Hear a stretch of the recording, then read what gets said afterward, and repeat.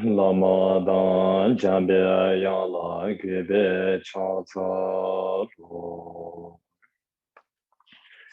Kanshi chanju shiwan chondo dude gongje sadan kala gun kyalba jin. Dorje don don dane kolo medan redan. Kanri chenbe charbe ba. Zujula nambara chuje dode mendo daji.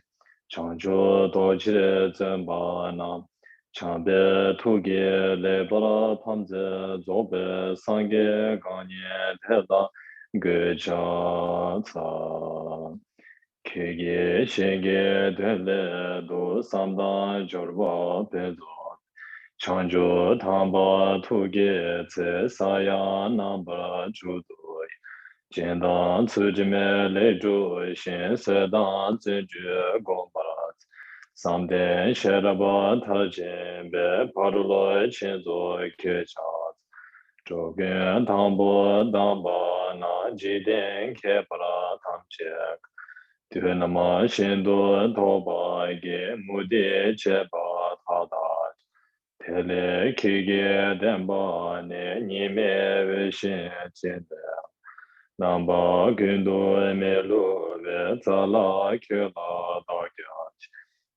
Kege suraba singe jalarce ciden çaba. Sandan kelcu gubara giru laye lama badar. Tuba game joga dan chanson geba lechons. Çaba toba teda gün çege panze kyula. Kege chanjo chonye ne jove tenze motsaraj. Sebe sele majo wa kuso dambe babu. Yege kuso emise bara kela pembra chawosh. Geme daja jesun wa gambo kela dagyash. Gave dude duwa dang mude made pamse. Niente loma chame zho gyase damba nongde. Teje le zo tongwa nam kege yende tenire. Chanjo le do juba da laryan kela da gyach. Kege sene jambe yang loma shara da de. Chamba gyaza dambara ze semje sushi te zong. Kege yönde meji ta sege yönde tongbe. Karen şarbe sici gi beme ninge vese. Çedara vadan çinye çö kege namba gunye. Çebe çinle tenşen do cuba kela daçat. Tetra jove lama shagere purama shimbe tongye lecho. Chomde zobe sangye debai. Jove gunge nyurdo tobara sho. Lama dan gombo jeje jambe yala kube chata lo. Kange leje jimye jenjala nyedara namda rapsabe. Chinye denge chishin sije nige tugra lebamzim. Kanda sibe zerara mare mentum dongna gisrebe. Chozo gunla puji daze yanla chuji yangde song. Chudra chejo nyemo nyelo lege chajo joze jing. Mare minsele dunga nyugu chinye jeze raje nam. Dene dajin saji tarsun yuende luzo gyase tuwa gu. Chuda judan junye genje dalu mise jambe yangla de. Shecha tamche sibe che yang ba jugin gele jube tuche che. Samye chile zebe donga wa jamge lame shabla ge cha ca. zenden kege keraba vesrek dalu demo memba rapsalan kadan denje shonlo dobai leje bobe nawa tsado so.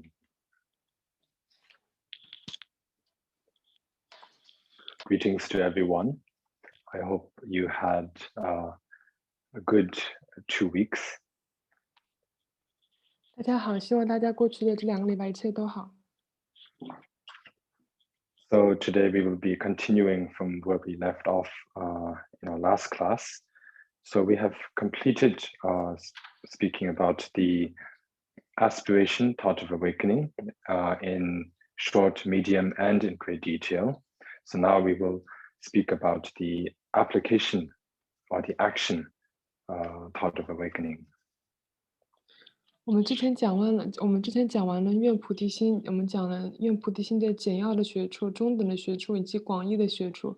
我们现在讲行菩提心。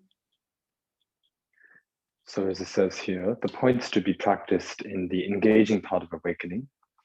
These can also be explained in 3 degrees of detail, briefly in medium detail and in great detail. In briefest form, the discipline to be followed is to avoid evil and accomplish virtue to the full extent that you are able.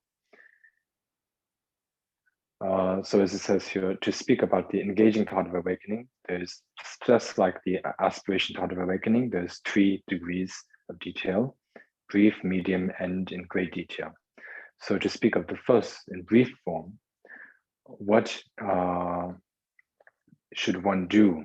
How are we supposed to practice with the thought? How are we supposed to practice in the the engaging thought of awakening? So to answer that, it says here in briefest form, it should be to avoid doing any evil and to accomplish good deeds, to accumulate as much good deeds as one is able to. So that is the practice in briefest form. 首先，行菩提心的第一个学处就是简要的学处，就是讲了什么是行菩提心的简要的学处，以及怎么样行持简要的行菩提心的学处。简单来说，简要的行菩提心的学处就是要远离恶业，然后尽可能的行持善业。So we can go to the next slide. 我们可以看下一页。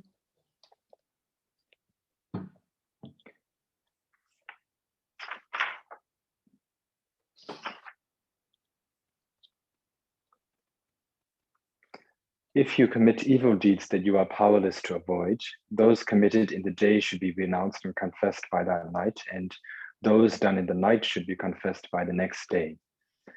Every root of virtue that you make, even slight ones, should be dedicated to Buddhahood for the benefit of sentient beings. So we are still continuing with the brief, speaking on the brief form.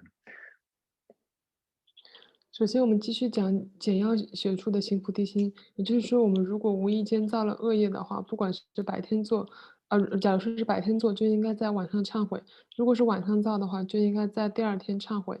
即使是行持了非常小的善业，也应该回向众生愿成佛。So earlier on the previous slide, it did say that we should avoid accumulating bad deeds and try to accumulate as much good deeds as we can. So when it said we should avoid accumulating bad deeds, of course we can make that effort and it would be possible, but still it is also very possible for, even if we try our best to avoid accumulating bad deeds, it is very possible that due to the strong afflictive emotions, or you could call it defilements, that are in our minds, because due to that, we may end up we still may end up accumulating some bad deeds.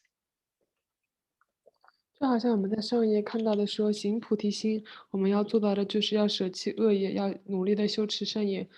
对于远离恶业来说的话，就算我们非常的努力，想要去尽量的避免我们行持恶业，虽然可以做到，但还是因为我们内心当中有烦恼，还是有可能会使我们造恶业。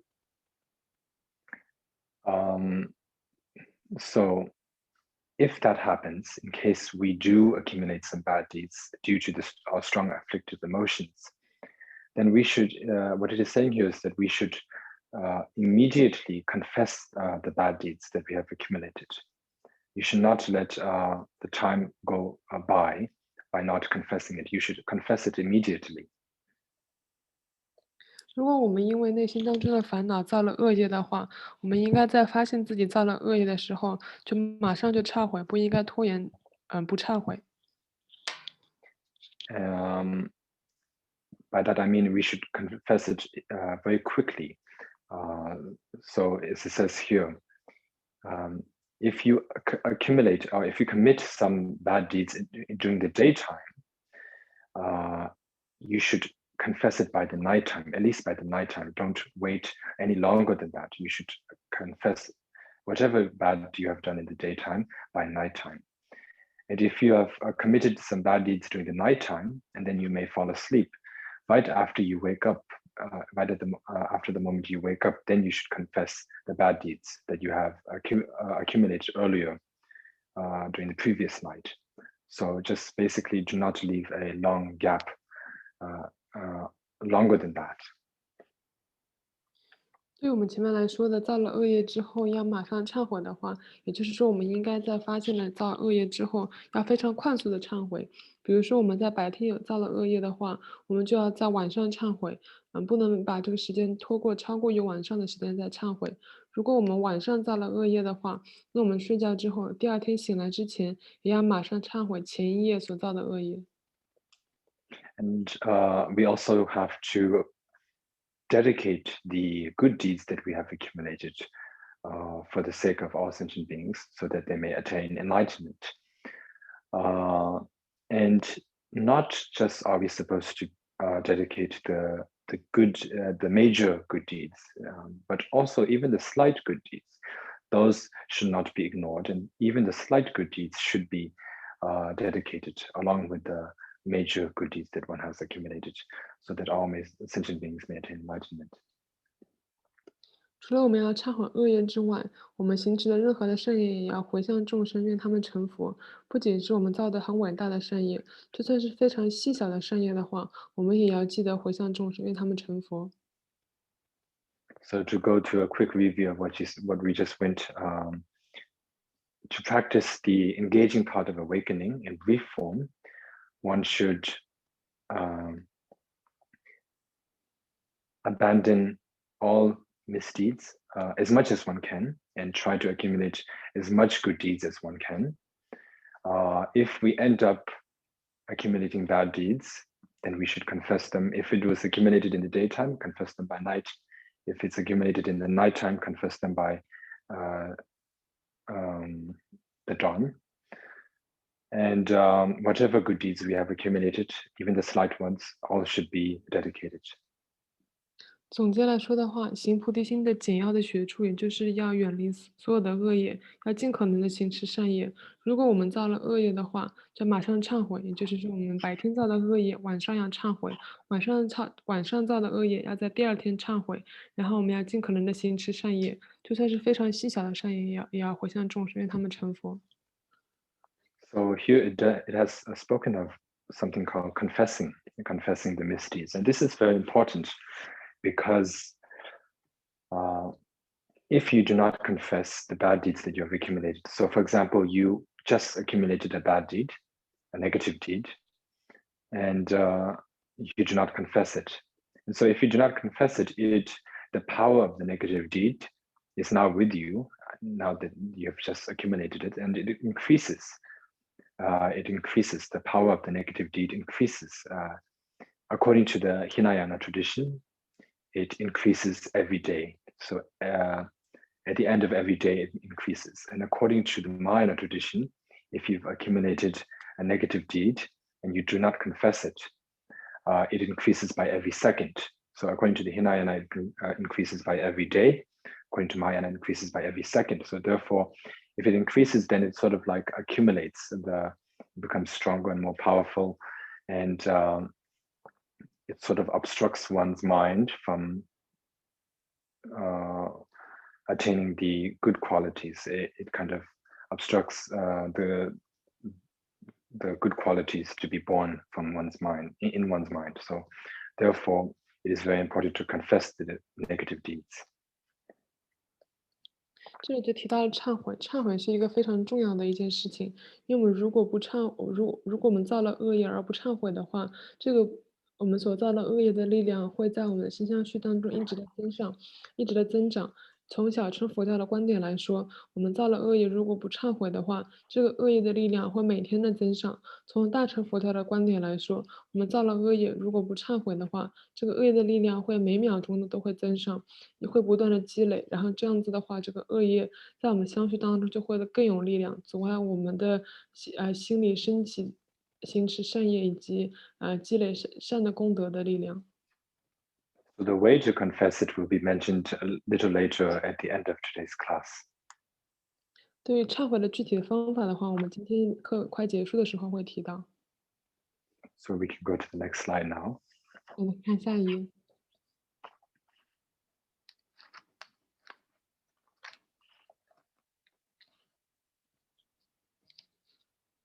Moreover, as the Buddha said in the Advice to a King, so that is a sutra called the Advice to a King. O great king, you have so many duties and so many activities that you are not able to train day and night in all the perfections, from generosity to wisdom.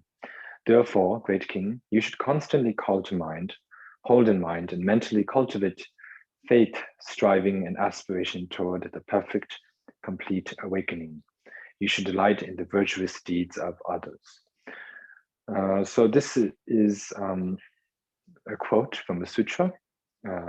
It tells us of how we can practice the engaging thought of awakening in brief form. Of course, the Buddha said it to a king, said it for a king, to a king, but we can also learn from this. 这里在《教王经》也就是一部经典当中，就是说到我们在行持行菩提心的简要的学处的时候应该怎么样做。比如说在 PPT 上显示的，就佛陀跟国王说，因为国王有很多的琐事，所以没有办法日夜的行持六度，从布施到智慧度。所以国王应该心里一直的观修，对圆满的菩提有信心，并努力的去追随。应该心里常记意念愿菩提心，对别人的善行要随喜。这里也就是举了一个例子，告诉我们如果要坚持简要的行菩提心的学处的话，应该怎么样做？So it is quite clear here what the Buddha said, but just to go through it quickly, the Buddha is telling the king that the Buddha understands that the king, because he is a king, has many responsibilities, many duties, because he has to govern his kingdom, look after his subjects, and then he has to attend meetings and meet guests, and there's so many duties of a king, and the Buddha understands that. And because the king has many duties, and day and night, it is difficult for him to practice in the six perfections, which are generosity, moral conduct, patience, diligence, meditative concentration, and wisdom. It's difficult for the king to practice all of those in great detail. But the Buddha is telling the king that there is something that he can do. And if he does that, then it is the same as practicing all of that, and he does not need to necessarily practice in great detail. And so what he needs to do is that he should constantly think about attaining enlightenment for the sake of all sentient beings, never to forget that. He should always remember it, that is something that he should do, that is his goal, and also strive to attain it. There should be a very strong thought of wanting to attain it. And of course, it has to be for the sake of all sentient beings, not for oneself. So that is what the king should remember in one day. Even though he may be busy, he should at least remember this. And what he should also do is that he should delight in the virtuous deeds that others accumulate. So that is that the king, of course, having many subjects living under him, will always be talking with them and seeing what they're doing and the like. So when he sees that his subjects are accumulating good deeds, he shouldn't feel jealous, or he shouldn't really not care about it or just ignore it. But what he should do is that he should delight in the virtuous deeds of others. So basically that means that the king should rejoice in the good deeds that others accumulate.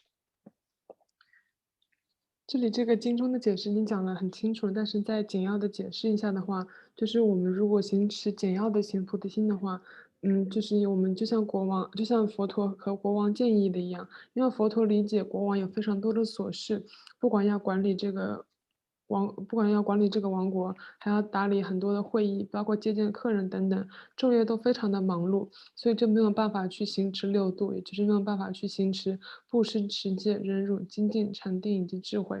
但是佛陀就建议国王心中要一直意念为了度化一切众生而成佛，要一直记得这一点，而且他不仅仅是要思考是为了自己要成佛，要一直意念为了度化一切众生而成佛。除了这一点之外，还要心中一直要想到要随喜他人所造的善业。比如说，国王有非常多的随从，国王在看到他的随从行了善业或者做了好事的时候，不应该对他们产生嫉妒的心理，不能应该对他们所行之的善业感到不在乎，而要从心里随喜他的随从所造的善业。And we can go to the next slide. 看下一页。Having delighted, you should offer that merit to all the Buddhas, Bodhisattvas, Shravakas, and Pratyeka Buddhas. So the king should delight in the good deeds that others have accumulated. And after he has delighted in that, he should, by delighting in that, he himself has now accumulated merit. The thing about rejoicing or delighting in the good deeds of others is that if someone has accumulated a good deed, so for example, if someone has just saved a life of a sentient being, of an animal, for example, and you have seen that person just save that life of that animal, but you yourself did not save the life of the animal, but you saw that person saving the life, and you are very happy about it, that he or she saved the life of the animal, and you rejoice in their actions. So if you rejoice in their actions, not only does that person accumulate, of course, that person, the person who has actually saved the animal, has accumulated a great deal of good merit, but not just that, but because you have rejoiced in their good actions, it is said that you will share the same amount of good deeds that person has accumulated by saving the life of the sentient being. So therefore, rejoicing is very important. Rejoicing in good deeds is very important, but it can also be very dangerous if you rejoice in bad deeds, because if someone has, it's just the opposite of that. If someone has accumulated a bad deed, and even though you didn't do that, but you rejoice and you're very happy that that person did that thing, whatever it may be, harming a sentient being or anything that is bad. If you rejoice in that action, then you receive the same amount of bad karma that other person has received from doing the negative deed. So therefore, rejoicing works both ways. 这里就提到我们要随喜别人所造的善业，这个随喜的话是非常的重要，因为随喜的话，我们也能够使我们自己积累善业。也就是说，如果我们看到了别人行了善业的话，比如说看到一个人救了一个动物，我们看到之后，虽然我们自己没有亲自的去救这个动物，但是我们发自内心的随喜他人救了一个动物的话，那不仅仅是救动物的那个人本身他造了善业，因为通过我们自己的随喜，我们也能够获得同样的善根。当然，这一点随喜这一点对于造恶业来说也是非常的可怕。比如说，我们如果随喜他人造恶业，虽然我们自己没有造同等的恶业，但是因为我们随喜了他们，我们心里感到他们造的恶业，我们非常的开心。这样子，如果去随喜的话，那我们也会得到一样的恶业。But in this case, since we are talking about rejoicing in a good deed, and on the earlier slide, it mentioned about the king rejoicing in the good deeds of others, which we could understand as his subjects or anyone other than his subjects. After the king has delighted in their good actions, the king should dedicate it. In this way, it says offer. So it's sort of like you have, what this means is that you have just accumulated the good deeds by by rejoicing in the good deeds of others. So now you have just attained a lot of good merit for yourself. So instead of just keeping this merit to yourself, you now sort of offer the merit that you have just accumulated sort of as an offering to the Buddhas and Bodhisattvas, Shravakas and Pratyeka Buddhas. Of course, you do not need to necessarily visualize it as an object or anything visible. You can just simply think that whatever good merit I have accumulated just now by rejoicing in the good deeds of others, I offer this good merit as an offering to the Buddhas, Bodhisattvas, Shravakas, and Pratyeka Buddhas. So this is what the Buddha told the king to do. 之前提到过，佛陀建议国王要随喜他人所造的善业，比如说随其他的随从所造的善业。之后又说到，在随喜了别人的善业之后，这个随喜的善根要供养给诸佛菩萨。这里提到的供养，就是我们因为刚才通过随喜他人所造的善业，现在我们自己积累了很多的善根。由于我们现在积累了很多的善根，我们就把我们所积累的这些善根来供养给声闻缘觉乘，供养给佛陀。After offering it, you should share it with all sentient beings in general. So what this means is that after you offer the good merit that you have accumulated to the Buddhas, Bodhisattvas, etc., by making that offering, now you have accumulated another extra good merit. So what you're supposed to do with that extra good merit that you have accumulated by offering to the Buddhas and the Bodhisattvas is that you should share that merit now. Now don't keep that merit to yourself, but you should share it with all sentient beings. 我们在刚刚因为随喜他人做了善业之后，自己积累了很多的善根，又把这个善根供养给声闻缘觉佛陀之后，因为通过我们的这个供养，我们又积累了更多的善根，所以这样子之后，我们应该把这一些的善根都分享给所有的众生。Then every day you should dedicate the merit to unsurpassable awakening so that every sentient being will perfectly realize the qualities of the Buddha. So, and then just like that, the king should every day dedicate whatever merit the king accumulates in that manner that the Buddha just told the king to do, in that manner, whatever merit that he accumulates in that manner to the unsurpassable awakening of all sentient beings, so that they may attain the qualities of the Buddha. So they basically, that means so they may attain the state of the Buddha, so they may become a Buddha. 这样子，我们通过每一天的随喜他人的善根，以及把这个善根供养给诸佛菩萨，这样所积累的所有的功德，都应该要回向给所有的众生，愿一切众生都能够成就圆满佛陀的果位。也就是说，我们把我们每一天所积累的所有的功德，都回向给天下所有的众生，希望天下所有的众生都能够获得像佛陀一样的果位。O great king, if you act in this way, you can rule your domain. Your royal duties will not suffer, and you will also bring to perfect completeness the preparatory accumulation for attaining awakening. So the Buddha is telling the king that if the king acts in this way that the Buddha described above, the king will not fail in his duties in ruling his kingdom, and no one will suffer. None of his subjects will suffer. They will all be happy because the king is succeeding in fulfilling his royal duties. And not just that, but on the spiritual side, considering the practices, the king will attain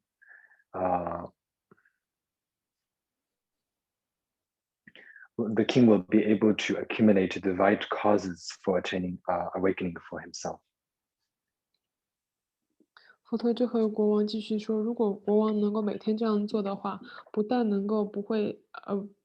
不会疏忽他自己要治理的这些国政，使他的随从都不会受苦。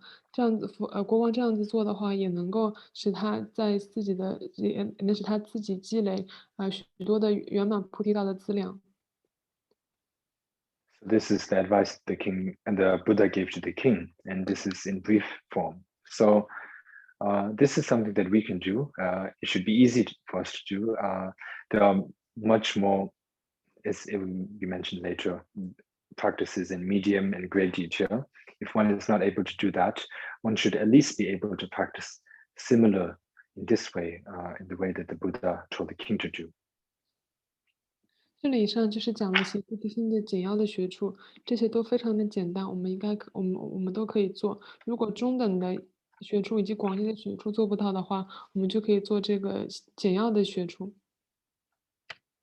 And we can go to the next slide. 那我们可以看下一页。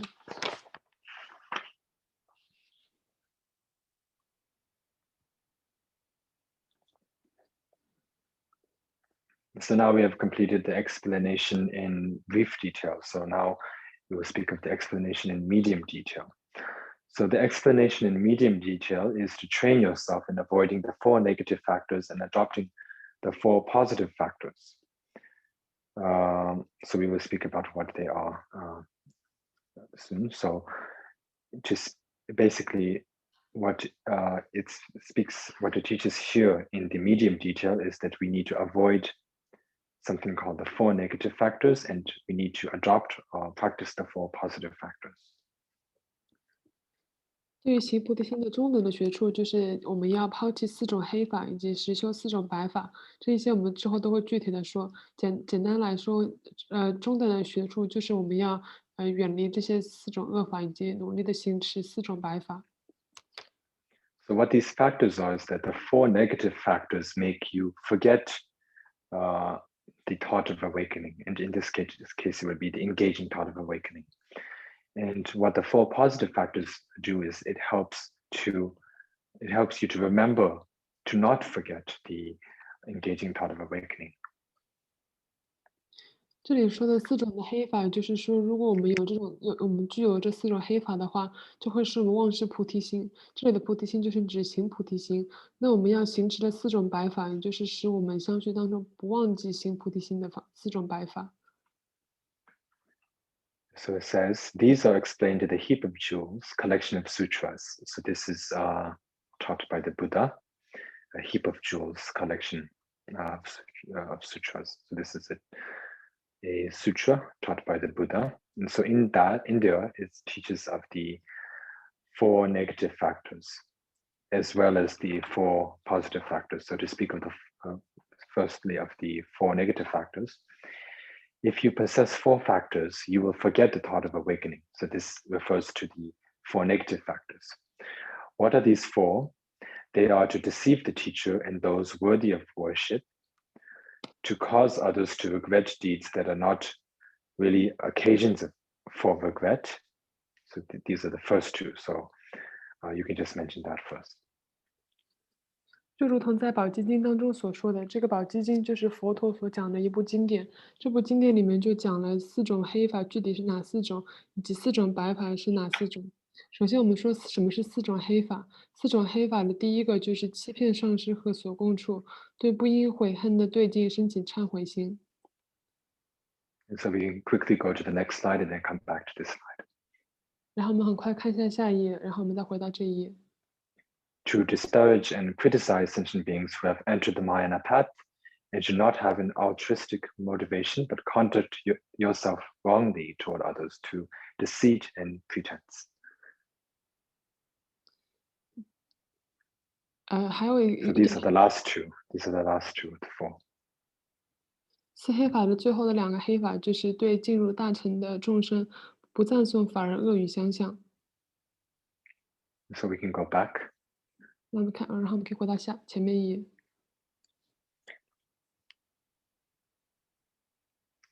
So the first, as it says here, is to deceive the teacher and those worthy of worship.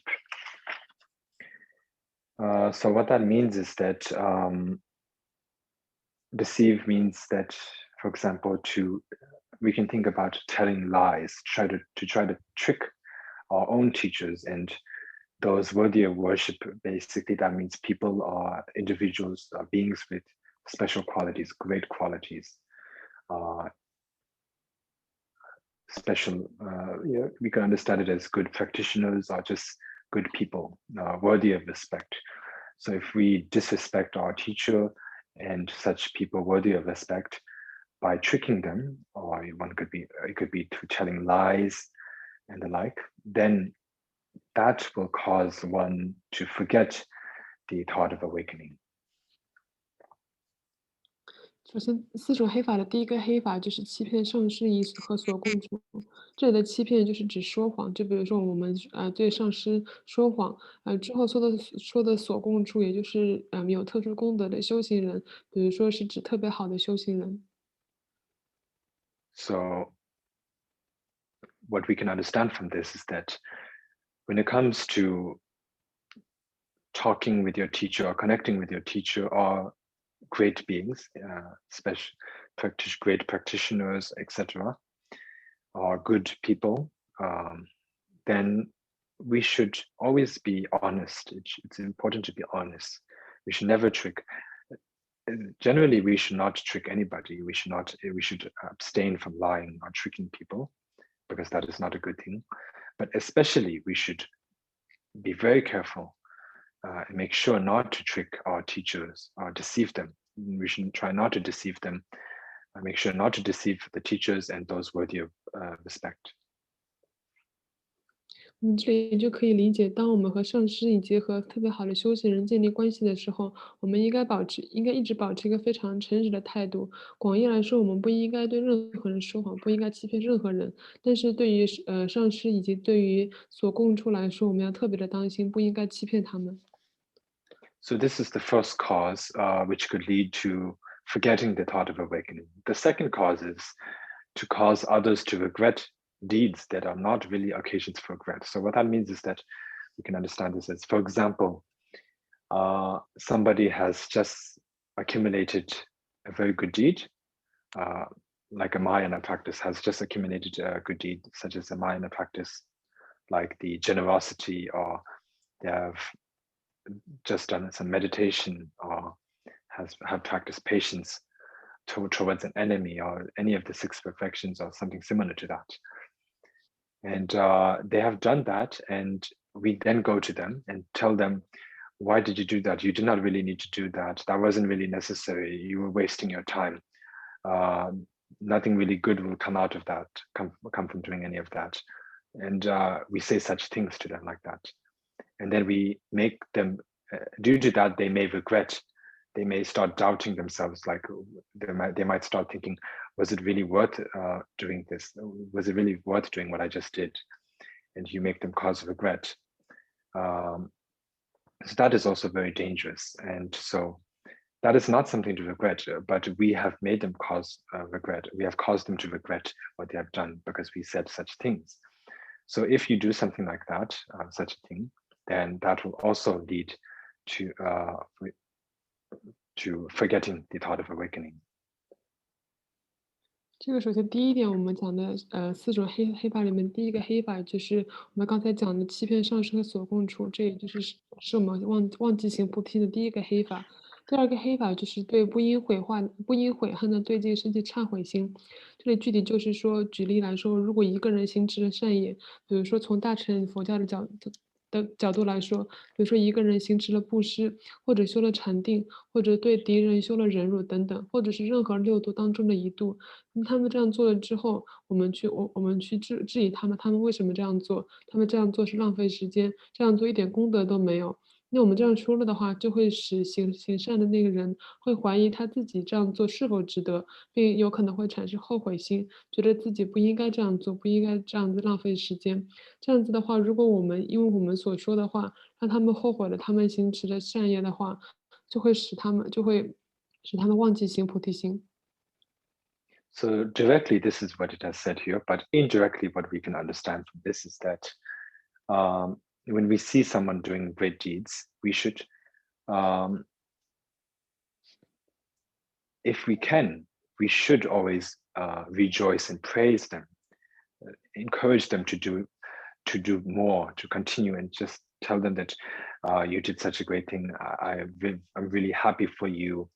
And I rejoice in your good deeds, and please continue, or something like that, such encouraging words. It's very important to do that. So we should do that instead of causing others to regret the good deeds that they have accumulated. 这里说的直接的字面上的意思，就对我们刚才讲的对不应毁坏的对不应悔恨的对境升起忏悔心，就是我们刚才所解释的。间接的意思就是说，我们如果看到了别人行持善业的话，如果有可能的话，我们要尽量的去赞叹别人的功德，并去随喜他们。比如说，我们对行善的人说：“你做的非常的好，我真的非常的为你开心。”这样子去鼓励别人行的善业。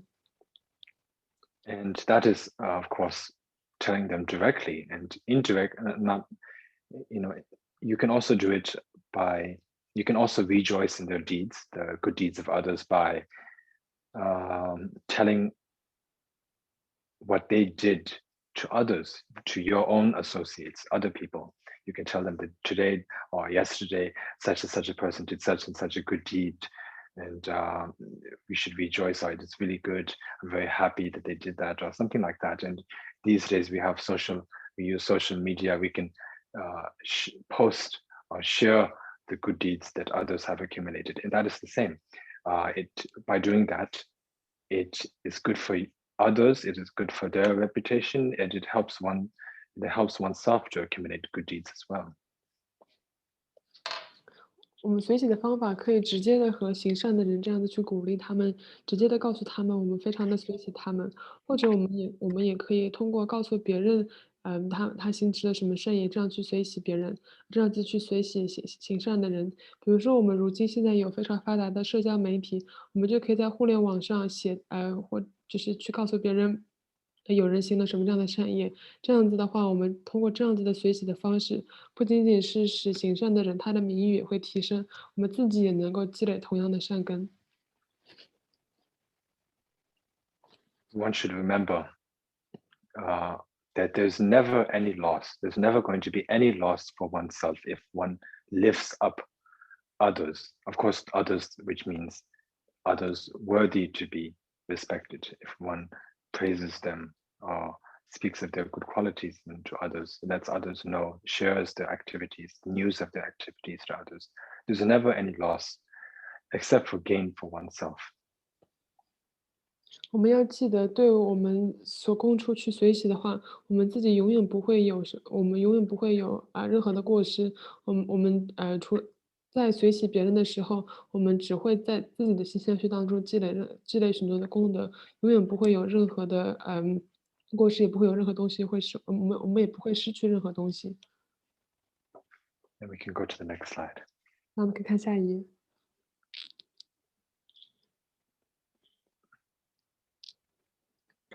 To disparage and criticize sentient beings who have entered the Mahayana path. So that is the third one. So what this is that if you criticize, what it means is that if you criticize people, sentient beings can refer to not just humans, of course, but anyone who has entered any kind of type of sentient being who has entered the Mahayana path. But in our case, we will mostly just be seeing humans because we cannot see some beings who are not visible to the human eye who have entered the Mahayana path. But basically, here it just speaks generally any sentient beings who have entered the Mahayana path. If we criticize them for doing that, then that is also a cause for the thought of awakening, to forget the thought of awakening.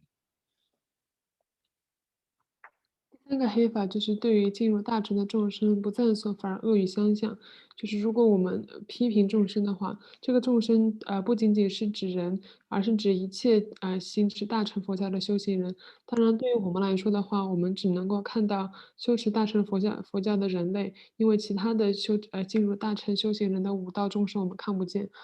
也就是说，如果我们对这些众生我们不赞颂，反而去批评或者是恶语相向的话，就会使我们忘记行菩提心。So this is something very dangerous. It is something that we have most likely done, or we could very possibly do anytime soon, because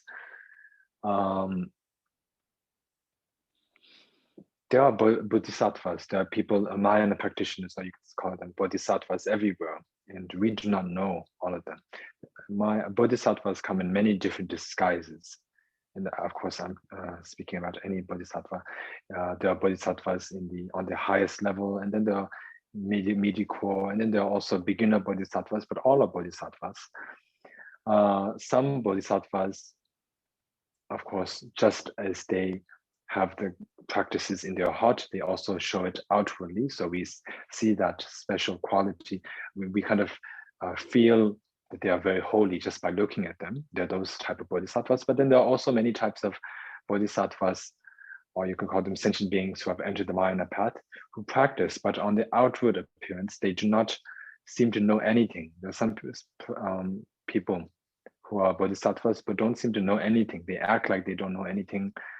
Sometimes they even, on the outward appearance, they may show kind of like actions that do not seem very good. That are not really the type that would develop, that would make you respect them. There are many bodhisattvas like that. So in any case, anyone who has received the Bodhisattva vows is a bodhisattva, as long as they have not, if their vow has not been broken once they have received the vow. As long as they keep the vows, then they are bodhisattvas. So we need to be very careful from criticizing. It's best to avoid criticizing anyone, because we don't really know who is a bodhisattva, and we don't, not in all cases will we know who is the bodhisattva and who is not the bodhisattva. So it's best to avoid criticizing sentient beings, and to just, instead of criticizing and judging others, it's important to better to focus on one's own progress. 这是非常危险的一点，因为我们对于刚才所提到的进入大乘的众生不再所反而恶语相向这一点来说，我们很有可能以前都做过，或者我们将来也有可能会做，因为我们身边到处都有佛菩萨，只不过都有菩萨，只不过我们看不到而已。有一些菩萨，就分不同的境界，比如说有高等、中等以及低等，或者是比如说有一些看起来非常的庄严的人，一看就知道是菩萨，或者是说有一些看起来表面上挺一般，不是我们看起来感觉是应供处的一些人，但是只要是受了菩萨戒的话，只要没有破菩萨戒，那就都是菩萨。广义上来说，我们应该避免批评一切人，因为我们不知道谁是菩萨。我们应该避免去评论或者是去批评所有的人，我们应该只是专注于自己的修行，专注于自己的进步。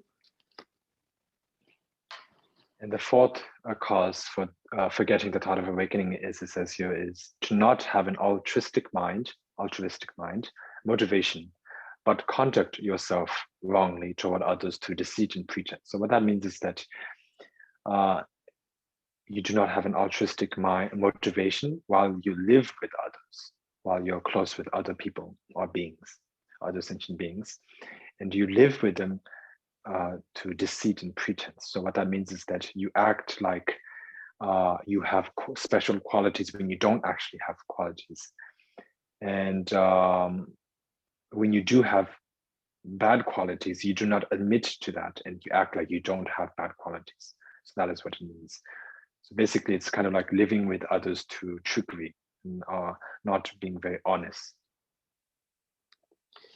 最后一个黑法就是说，我们因没有增上意乐心而实施欺诈他人的恶行。就是说，当我们和别人在一起的时候，不仅自己没有增上意乐心，想要进步的心，我们还在别人面前假装自己没有行持任何的恶业，或者是说我们行了恶业之后，也去欺骗别人自己没有行恶业，这样子去欺诈众生。Now to speak of the four positive factors.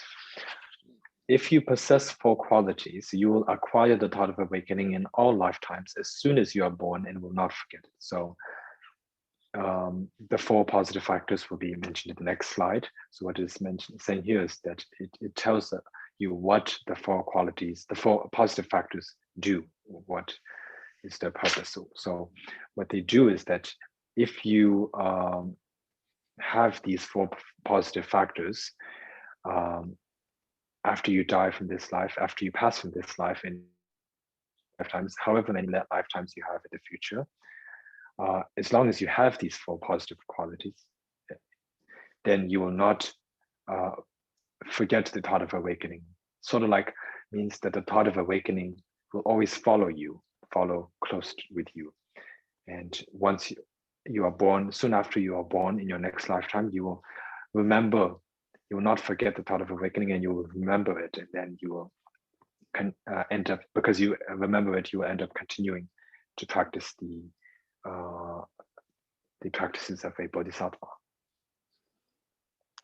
接下来我们就会说四种白法是哪具体的4种白法。首先这一页上面就先讲到了，我们如果具有这4种白法的话，那我们一出生的时候就会升起菩提心，并且不会忘失。具体的4种白法我们下一页会说，但这一页主要想表达的意思就是，我们如果有了4种白法的话，那这4种白法会在我们相续当中有哪些的影响？就如果说我们这一生具有了4种白法的话，那我们这一生死了以后的话，只要在今生我们行了这4种白法，那下一世我们在投生的时候就不会忘记菩提心，这个菩提心就会一直跟随我们，使我们不会忘记菩提心，也会使我们，因为之前有了这4种白法的话，就会使我们的菩提心，在相续当中不会被忘记。So we can go to the next slide. 我们看下一页。What are these for? Never deliberately telling a falsehood. So that is the first one. So the first positive factor is to never deliberately tell a falsehood, which is a lie. And what that means basically is to never to tell a lie. The reason why it says deliberately here is because we're speaking about lying according to Buddhism. So lying according to Buddhism, to lie, you have to lie by knowing that you are lying. So if you lie knowing that you are lying, then that is deliberately telling a falsehood. But if you say something, you tell someone something which is not actually true, but you think it is true, but you yourself believe what you are saying is true, but it is not actually true, then that does not become a lie according to Buddhism. So according to Buddhism, a lie has to be a lie that is told knowing that you are telling a lie. So if you don't tell a lie by knowing that you are telling a lie, basically if you don't tell a lie, that is the first positive factor. And you will not, due to that, you will not forget the thought of awakening.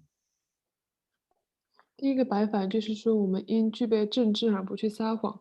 这里说到的，因为具备正知，就是说我们不主动、不刻意的去撒谎。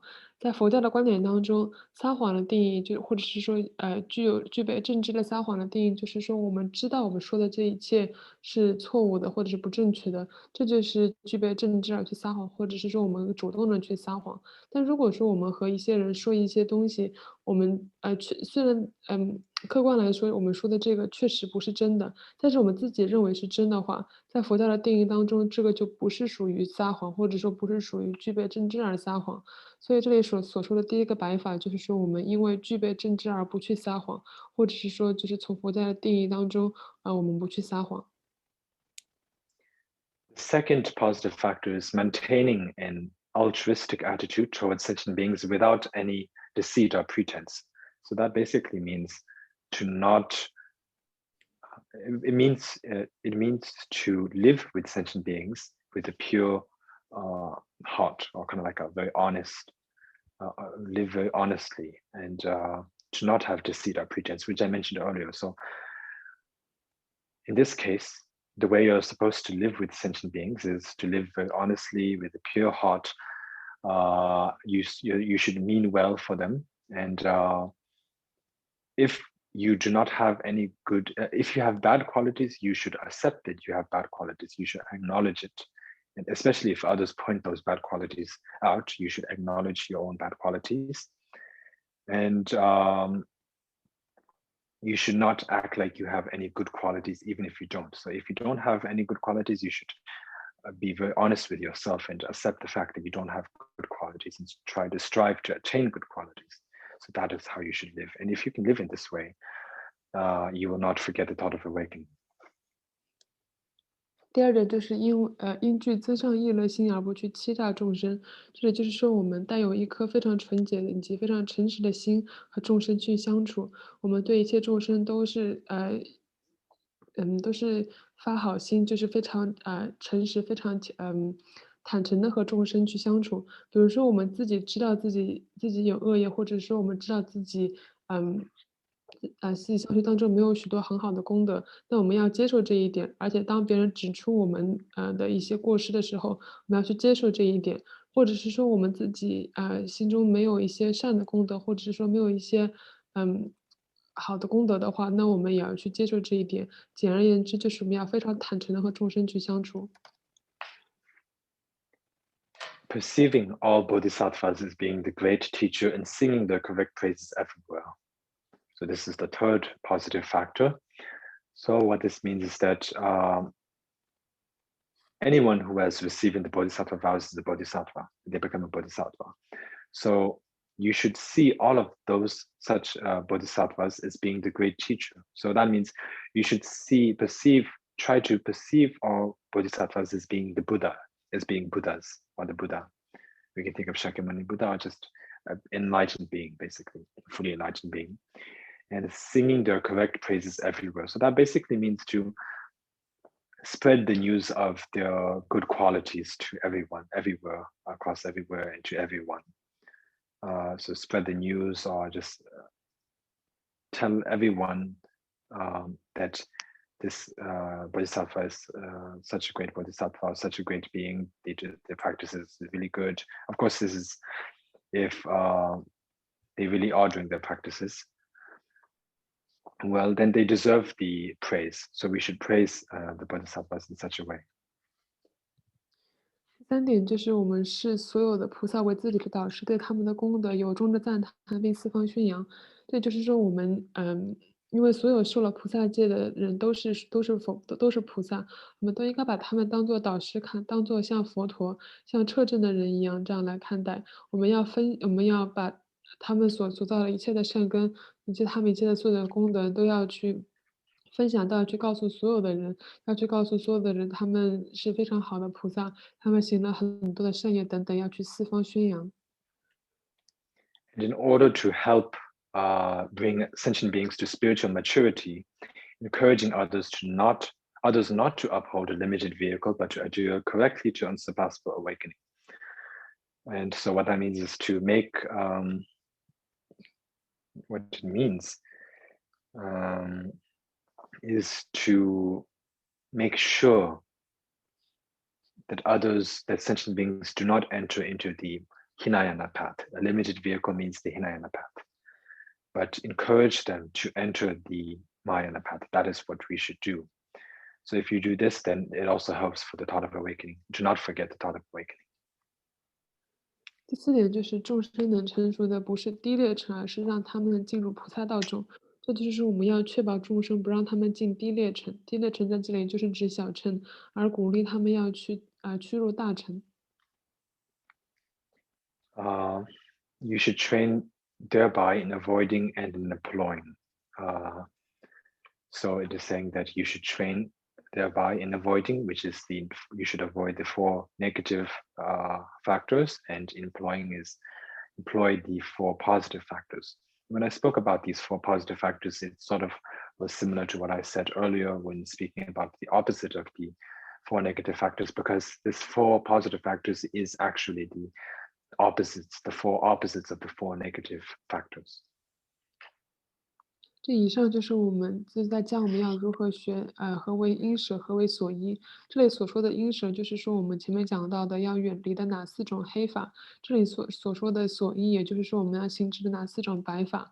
我们刚才所讲的这四种白法的话，和我们刚才所讲的四种黑法非常的相似。因为这个所行持的四种白法，也就是直接是这四种黑法的对立，也就是我们应该要远离哪四种黑法，以及要行使他们哪一些所对立的白法。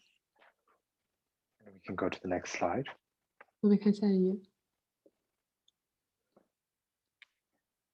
So now we have completed the explanation in medium detail, and we will continue with the explanation in great detail. So the explanation in great detail of these points to be practiced has 3 main parts. So you can say that first. 我们以上就讲完了行菩提心的中等的学处，我们接下来讲行菩提心的广义的学处。行菩提心的广义的学处也分了3种。And to the next slide. 我们看下一页。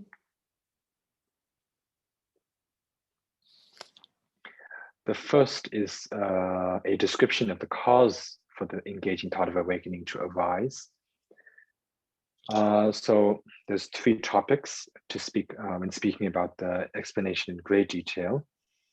So the first is to speak about the cause of the engaging thought of awakening. So what makes what we're speaking here is what makes the engaging thought of awakening be born in one's mind? What makes it arise in one's mind? From what is it born from? So we speak of the cause. The result is the engaging thought of awakening. The cause is going to be mentioned here. 这个广义的学处当中就分3个来不同的宣说。首先第一个就是讲我们升起菩提心的因，也就是说是什么样的因使我们相续当中能够升起行菩提心。This consists of your practicing the aspiring thought of awakening and then seeking the means to increase this thought and avoid the causes of its decline. So if you want the engaging thought of awakening to be born, to arise in one's being, what one needs to do prior to that, one needs to do first, is to aspiring thought of awakening, because the aspiring thought of awakening is the cause for the engaging thought of awakening to be born. And the way we are supposed to practice in the aspiring thought of awakening is by seeking the means to increase it, by doing the practices that make the aspiring thought of awakening to increase, which means become more powerful or more stable, and to get better and better. And to avoid the causes of its decline, and to avoid the causes that make the aspiring thought of awakening to decline, to get worse and worse. And we all mentioned that earlier, so we just need to practice, go back, look back to the previous several pages when speaking about the aspiring thought of awakening. We had mentioned the things that we need to avoid and the things we need to do, and if we practice that, then if we practice that correctly, then the engaging thought of awakening will arise. 首先，我们讲升起行菩提心的因。行菩提心的因就是建立在愿菩提心的基础上。那也就是说，我们要升起行菩提心的话，我们就是要努力的去使我们的愿菩提心增上，并且要舍弃一切使我们愿菩提心所退失的因。这个之前我们都非常详细的讲过，我们可以复习我们之前所说过的，怎么样使我们的愿菩提心增长，怎么样使我们的怎么样使我们不退失我们的愿菩提心。And what you can also do to make the engaging thought of awakening to arise, one of the other causes is cultivating an awareness of the sufferings of cyclic existence and the disadvantages of Nirvana. So that basically means to contemplate upon the sufferings of cyclic existence or samsara, to contemplate upon the sufferings, which also means the faults of existence, because the faults is suffering. So to contemplate upon that, and also to contemplate on the disadvantages of Nirvana, the faults of Nirvana, because Nirvana also has faults. If you fall into Nirvana, the extreme of Nirvana, like the Arhats do, then you cannot help sentient beings. You cannot help all sentient beings. Of course, you can help some, but you'll not be capable of helping all sentient beings. You'll not be capable of getting rid of the sufferings of all sentient beings. You'll not be capable of helping all sentient beings attain enlightenment. So that is the faults of Nirvana. So you need to contemplate upon that. This cause also consists of quickly liberating all sentient beings from cyclic existence and turning away from Nirvana as you would from poisoned fruit. And so once you contemplate upon the faults of samsara and Nirvana, then what you need to do is you need to quickly strive to avoid falling into the cyclic existence and nirvana. So basically this means to go on the middle path between cyclic existence and nirvana, to neither fall into the two, both of them, to neither fall on to either of those sides. And the way you should do that is you should see that both cyclic existence and nirvana are similar to poisoned food. So poisoned food is something that we would avoid. So that's why it's mentioned here, this example, because poisoned food is something that we would avoid. And similarly, like that, we should avoid cyclic existence and nirvana, just as we would for poisoned food. 使我们的心中的愿菩提心增上，以及使我们不退失愿菩提心的因的话，我们要观想轮回的痛苦及涅槃的过患。这个我们之前都提到过，我们要观修轮回的痛苦的话，也就是说，因为轮回的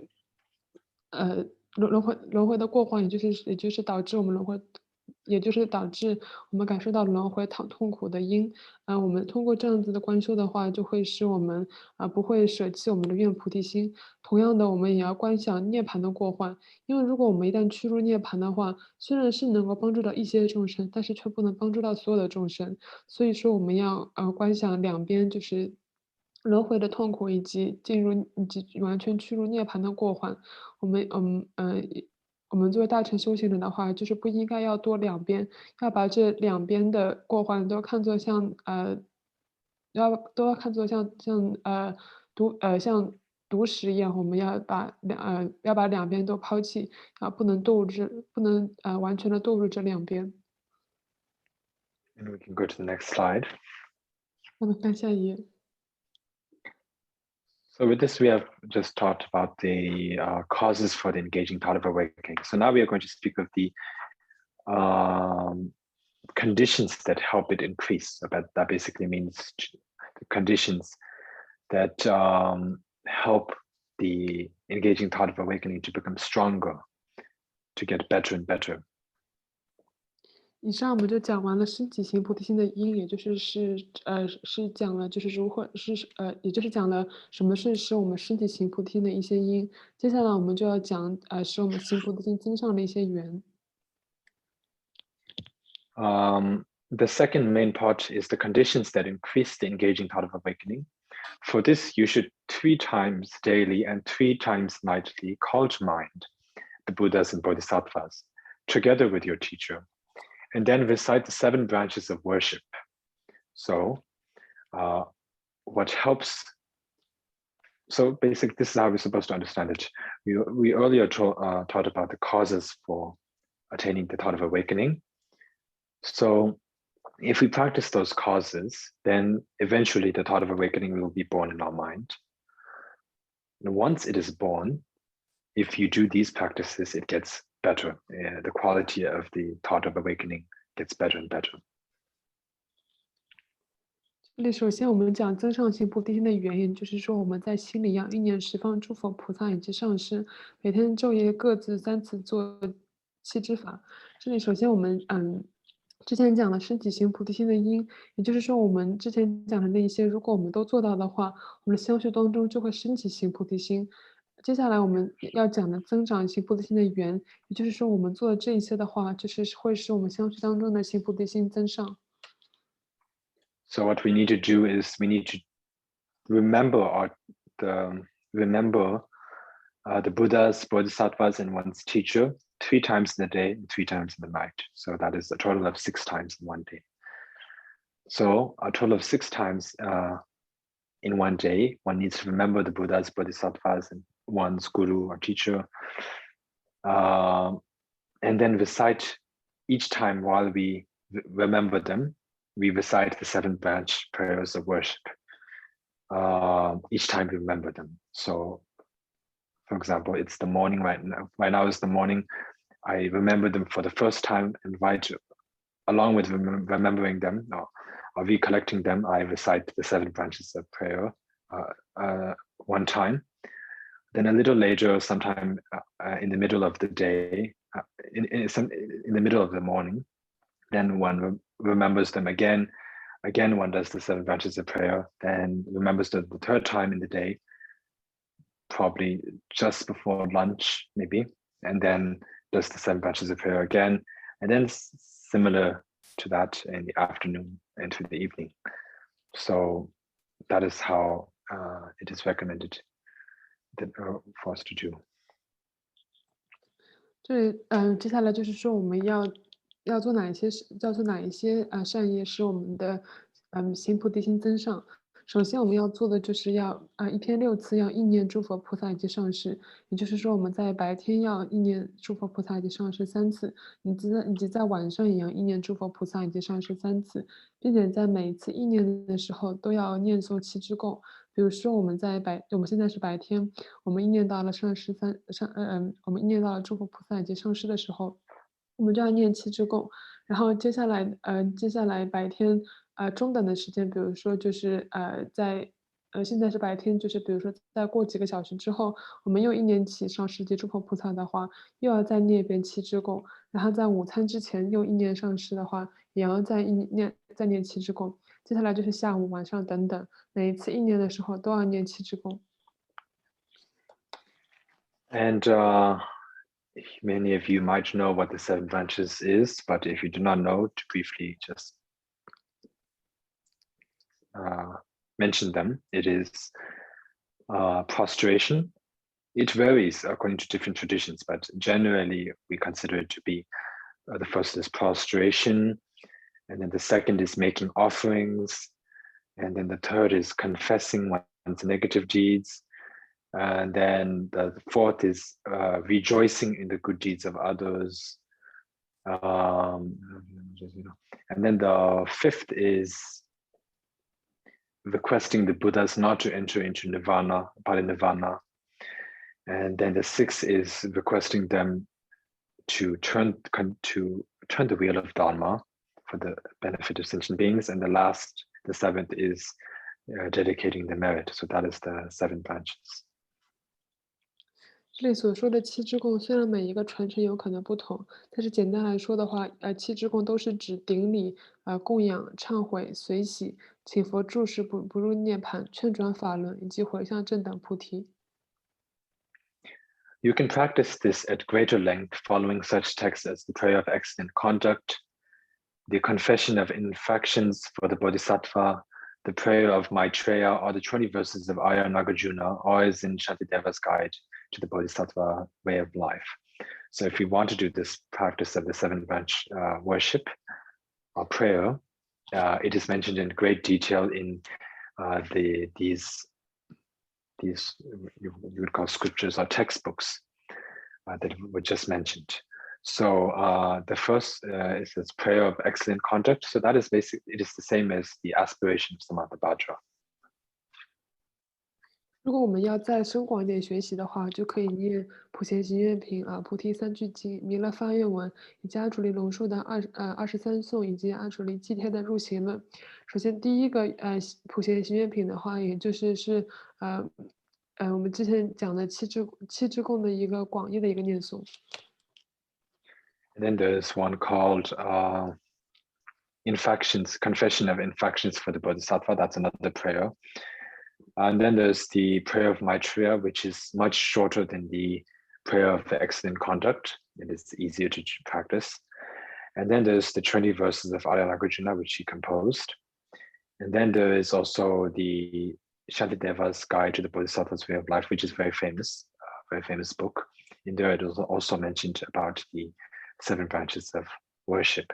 So if we want to do it in great detail, we can do it as it is taught in these texts. So we just need to open the book, any of these books, whatever we like to our choosing, and then just recite. We can recite the part where the 7 branches of worship is mentioned in the book, and try to visualize along with that. 我们还可以念诵菩提三句经，以及弥勒发愿文。弥勒发愿文就是相比起之前的普贤行愿品以及菩提三句经来说都简短一些，以及阿楚离龙树所造的20颂，以及阿楚离七天所造的入行论，也就是非常著名的一部论点。我们如果想要念诵的话，我们都可以在这几部经典以及这几些念诵仪轨当中，我们去念诵有讲到汽车控的的部分去念诵。And we can go to the next slide. 让我们看下一页。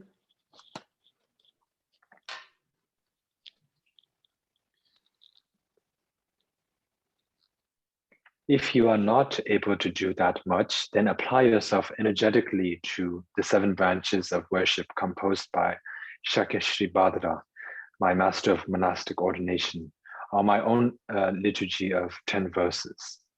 So Sabin is saying that if one is not able to practice in great detail as it is taught in those earlier mentioned texts, recommended text books, then there's another solution, another choice, which is some shorter textbooks, more easier accessible or easier practices, modes to practice the 7 branches of worship.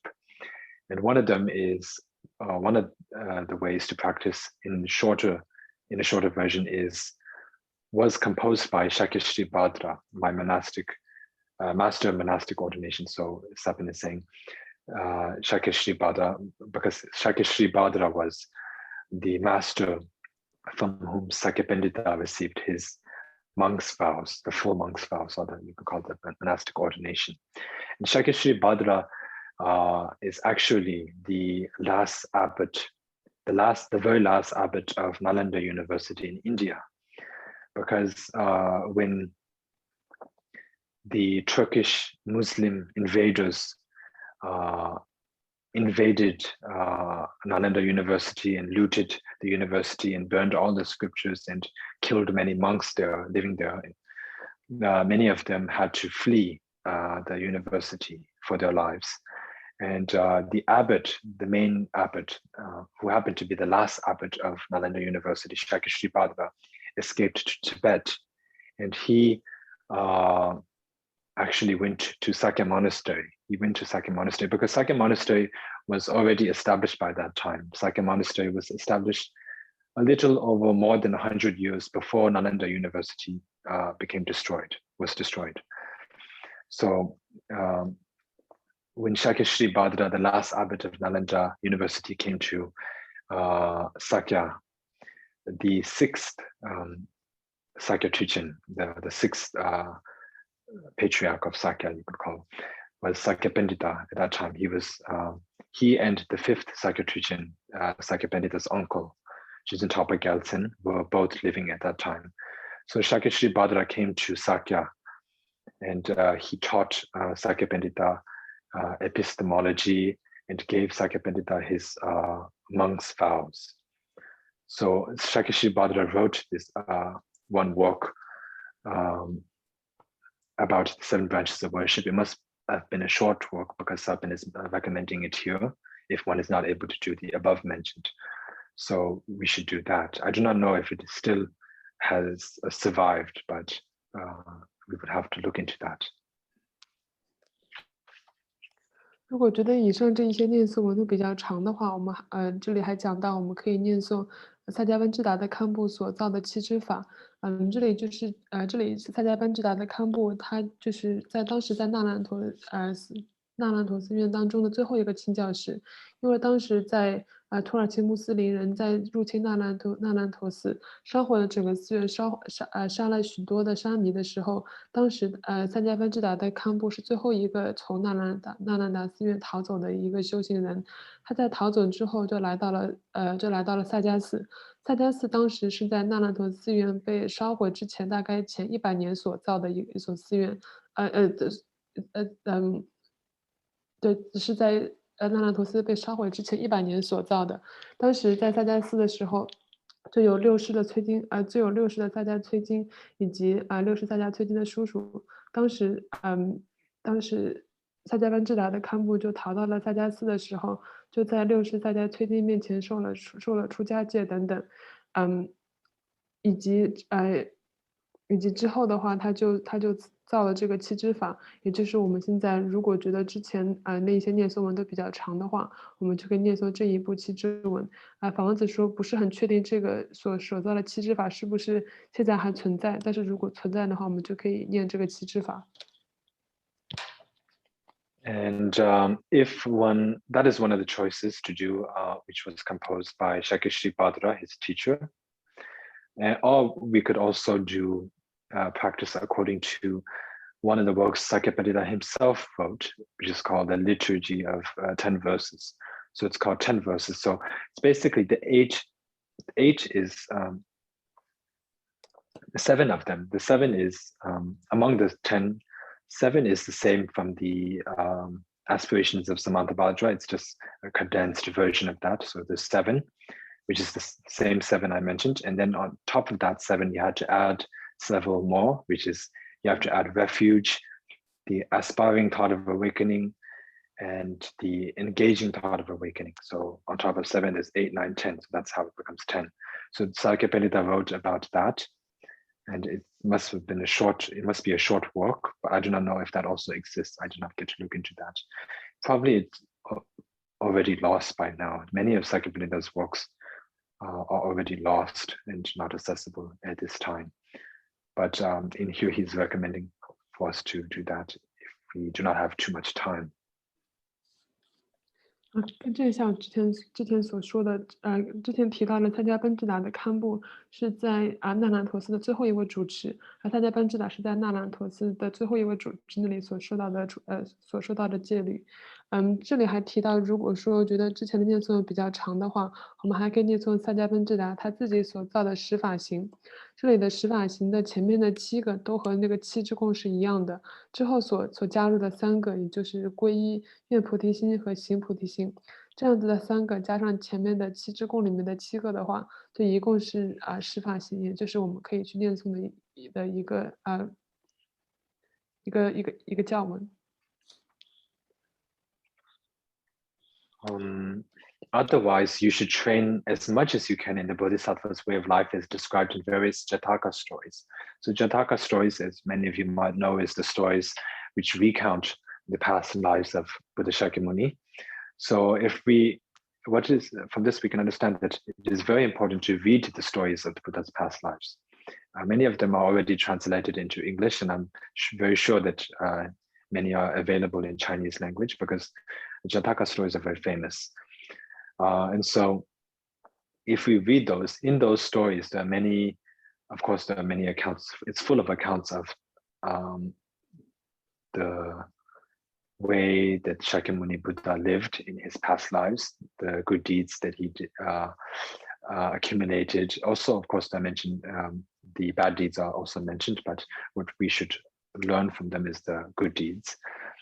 So if we read those, then we will get a good understanding of how we should live, because all of the good deeds, all of the activities that the Buddha did, whether it be after he attained enlightenment or before he attained enlightenment, were all to put an example for us, to show us that this is the right way to live. So therefore, if we read his life stories, whether it be past or in this case, it is the Jataka stories about his past lives, then we will have a good understanding of how we should live. 另外，我们应该努力的去学修各种本身传里面的菩萨的行为。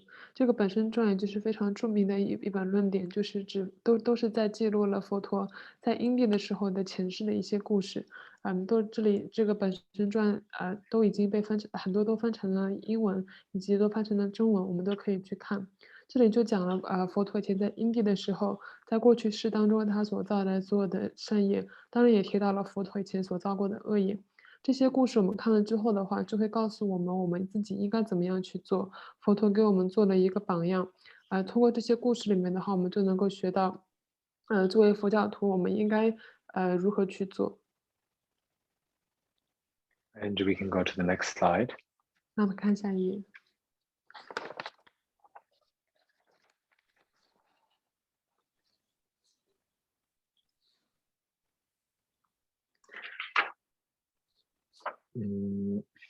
So there was 3 topics, if you remember, when speaking about the engaging thought of awakening in great detail. The first was about the causes for it to be born, to arise. The second was the conditions that help it increase. So that this is the third part. The third main part of the detailed explanation involves the methods for keeping the engaging thought of awakening from declining. So the third part is about mentioning what makes the thought of engaging thought of awakening stay and not decline, not get worse. 接下来我们要讲的就是使行菩提心不退失的方法。我们之前提到过行菩提心，我们共分3个部分来讲，一个是升起行菩提心的因，一个是增上行菩提心的缘，最后一个是使行菩提心不退失的方法。也就是说，这里要说我们要做哪一些具体的事情，使我们的行菩提心不退失。And so as it says here, for this, you should prevent from arising and generate the opposite of the root infractions mentioned in the Sky Essence Sutra, and the root and branch infractions mentioned in such sutras as those in the Heap of Jewels collection. So these are infractions, or you can understand them as downfalls for the Bodhisattva. So there's about 4, I think there are 4 root infractions or 4 root downfalls for a Bodhisattva. So if you accumulate those 4 root infractions, then your thought of awakening, engaging thought of awakening will decline. And then there are also, so the 4 root infractions were mentioned in this sutra taught by the Buddha called Sky Essence Sutra. And then also in the Heap of Jewels collection, which was also taught by the Buddha, it also mentions about root and branch infractions. So we need to consult those sutras, we need to look into them, search for the, where it mentions the root infractions and the branch infractions, recognize them, identify them. And then once we do that, we need to make sure that we do not do that. We do not fall into those downfalls when we practice. And instead of that, we should make sure that we do the opposite of those, which must also be mentioned in those sutras. 这里就提到，就是在虚空藏经当中就讲到了根本堕，以及在宝积经当中所讲到的其他的各种根本堕以及分支堕。这里就是说到了在虚空藏经当中就说到了四条根本的堕罪。就是说我们如果造了这4条根本堕罪的话，我们的行菩提心就会受到影响。在宝积经当中就讲到了，除了这4条根本堕罪的之外，还有一些分支的一些堕罪。我们这一些都认识到、了解到了之后的话，就会确保我们自己不造这些堕罪。以及我们在除了要努力不去行这些以外的话，我们要去行使哪一些对治这一些堕罪升起的一些方法。Also train yourself in various methods of purifying evil deeds and infractions, such as reciting the 100-syllable mantra of the Tathagata. So what that means is, as I mentioned earlier, it will speak about how to confess. We mentioned that confessing is important. So here it is mentioned how to confess. It's very briefly, but it still tells you of how to do it and the way we should confess our negative deeds. Is to reciting the 100-syllable mantra of Tathagata. Basically, it's the same, the 100-syllable mantra of Valdrasatva. So that is what we should practice to do. It's good to recite that as much as we can. So the bad deeds, the negative deeds that we have accumulated gets purified and does not increase. 此外，我们还应该学如来的百字明等各种忏悔的最多的法门。这就是我们之前提到过，我们要如何去忏悔，也就是我们要念诵金刚萨埵的百字明来忏悔我们以前所造过的所有的罪业。So this is just one example of how to confess. But as it says here, we should train ourselves in various methods. So there are various methods, and we just need to look into them and try to practice that. And if we cannot rely on other methods than this, then we just can focus on the 100-syllable mantra. Simply on that, that is also okay. 这个念诵百字明只是我们忏悔罪业的其中的一个例子，我们应该学不同的方法。如果不能依靠其他的方法来忏悔罪业的话，我们就可以只依靠念诵百字明来忏悔罪业。And I'll speak a bit more about how to confess in a future class. There's basically four kinds of motivations or kind of thoughts that one needs to have when confessing. And if you have we call it Nyembotopshi in Tibetan, sort of how would it be translated into English? Probably the four powerful antidotes. Maybe that's how it would be translated, four powerful antidotes. So if you have those four powerful antidotes, if all four come together, then it is believed that it is said, the Buddha said, that your even the most serious of crimes that you have accumulated, the most serious negative deeds, even those can be purified. So those four, to have the four powerful antidotes is very important, but I'll mention that in the future class. 我们之后的几堂课当中会讲到如何忏悔罪业。简单的来说的话，我们要忏悔罪业的时候，最重要的就是要拥有这个4个对治力。佛经当中也说过，只要我们具有这4种对治力来忏悔的话，最严重的罪业也是可以得以清净的。We can go to the next slide. 我们看下一页。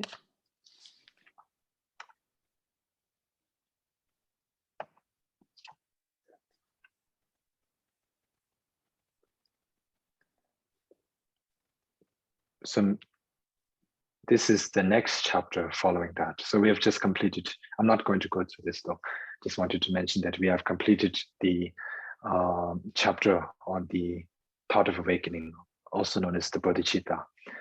So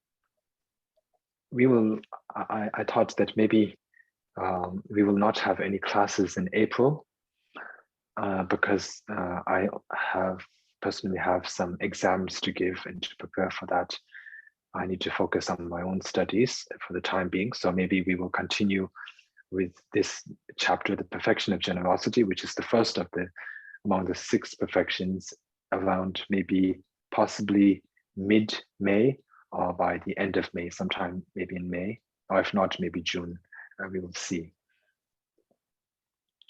以上我们就讲完了第3品，也就是牟尼密显明论当中第3品的菩提心的那一品。接下来的话，这一品就是6度。我们今天不会开始讲6度。法王子说，我们4月份也可能没有课，因为法王子有一些自己的考试，也要自己花一些时间去学习。这个第4品就是我们的6度当中的第一个，也就是布施度。我们这一个的话，有可能会5月中、5月末或者6月初的时候才会开始讲。So we'll have like about 1.5 or maybe 2 months gap. I cannot say for sure right now, but it'll be more than 1 month for sure. So during that time, I would like you all, because there's a lot of time between that long gap, if you can kind of review, I guess you'd say, go through everything that we have went through so far, starting from the Buddha nature, or you could call it the spiritual potential. The term Buddha nature is not used, but it's sort of similar, although there can be differences. Just basically go through from the first chapter, look to where we mentioned about the spiritual potential, then the second chapter where we mentioned about the taking refuge, and then the third chapter, which was about the thought of awakening. So if you can go through those 3 chapters again, you do not need to rush to, just maybe make a limit, I guess you would say, each day make a promise, or try to at least read 1 page or 2 page, because it's a long time. You do not need to read too much in one go, and even if you did read too much, you wouldn't remember it. It would be hard to remember. So just read 1 page, all that we have already gone through. So just read 1 page 1 day, or maybe more if you can. And so today you read 1 page that we went through, tomorrow you read another page, and then like that, and then you'll remember what we went through and won't forget. 也就是说我们在下一次讲课之前的话，至少有1个月的时间，我们没有课。这个当中的话，我们应该要复习我们之前所讲过的所有的内容，从我们讲的第1品当中的种性，第2品当中说的皈依，以及我们刚刚讲完的第3品当中的菩提心。我们可以每天我们自己保证，比如说念1页，或者是念2页，我们来复习之前所讲过的所有的内容。一下子念太多的话也可以，但是有可能就会记不住。所以我们就可以比如说一天，我们保证自己复习1页、2页或者复习更多，去复习我们之前所讲过的内容。Of course, all of this information is in the book, but if you, like for example, you read the page, you read 1 page today, and like for example, we just went to the 4 positive and 4 negative factors. So you're reading the page where it mentions the 4 negative factors, and then you should also, it's good to have a notebook close by, and then if you write down the 4 negative factors on your notebook, because you're writing it, it takes some effort to do that. It may help to remember, because for me personally, there's a big difference from just reading what is written in the book and reading and then taking notes, because from my own experience, I seem to remember better if I take notes. I seem to remember better what is taught in the book if I had taken notes earlier.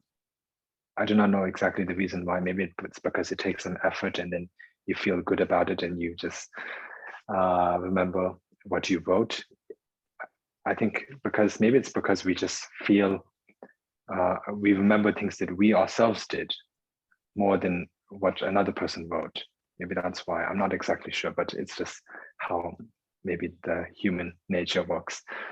So if you can take notes, that would be very good, and it may help to remember what was taught in the book. 我们复习的时候，当然这个书本当中有我们所讲过的所有的内容，但比如说我们刚才学过了什么是4黑法，什么是4白法，我们在看的时候就看到4黑法的时候，我们可以在自己的笔记本里面写下来什么是4黑法，这样子就可以帮助我们的记忆。房子说他自己在学习的时候，他也是会去在看书的同时会去记笔记，他觉得这样子的话可以帮助他的记忆，每次记的笔记的时候都会更快的能够记住这些内容。虽然不是很知道为什么，有可能因为我们自己在写了的时候的话，就会因为真的这句话的这个经历，然后自己也感觉很好，所以就会记得我们所记的一些东西，或者有可能是我们更容易记住，以我们自己的语言或者自己的方式去记录的一些内容。但总而言之，如果我们能够记笔记来学习的话是非常好的。And by taking notes, I mean by writing summaries, if you can. So you read the book, the page, you get an understanding from that, and then you write a summary in your notebook.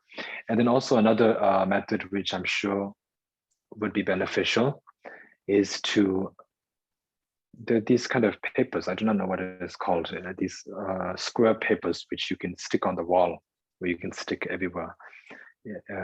So you just write, for example, you write the 4 positive factors on that, and then you stick that on the wall. So when you go back and forth to the rooms, you'll not miss that, and it'll just sort of like be a reminder for you.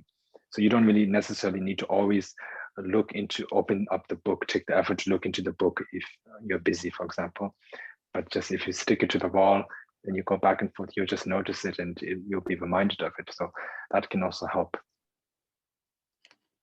除了记笔记的话，我们这个记笔记的过程当中，我们也要根据我们看了这些书当中，然后根据我们自己的理解，根据我们自己的经验去写一些总结。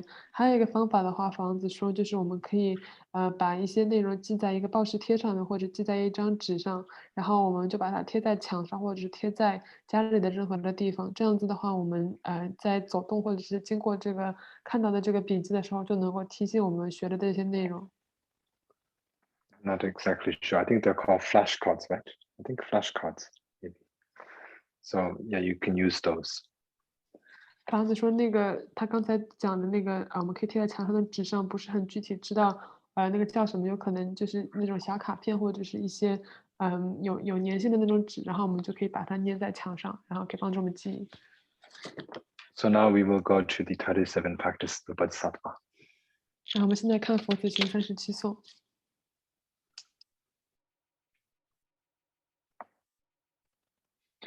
Lama da labe lala chaza lo.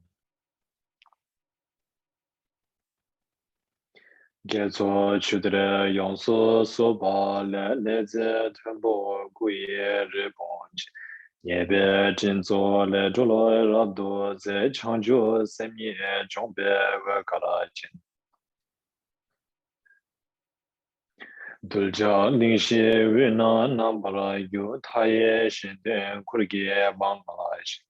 Tuje jembe gaden geba dan keba pudu chungwe yunde. Ninje begala tenwa lezen be jere siwa musum nawash. Kare chede gyase jeba da rabdo lule tome shalade. Tewe kela tangwe tebe le rabdo gulne duze mendoj. Pulwe gewa medo jungwa gungyang gyase chela ne bala sho.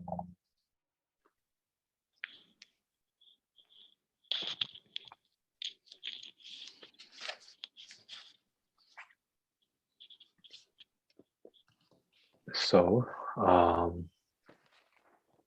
to read this out first, to reliance on a true spiritual friend, one's faults will fade, and good qualities will grow like a waxing moon. To consider him even more precious than one's own body is the practice of a bodhisattva. So this is one of the verses, and what it means is it's all about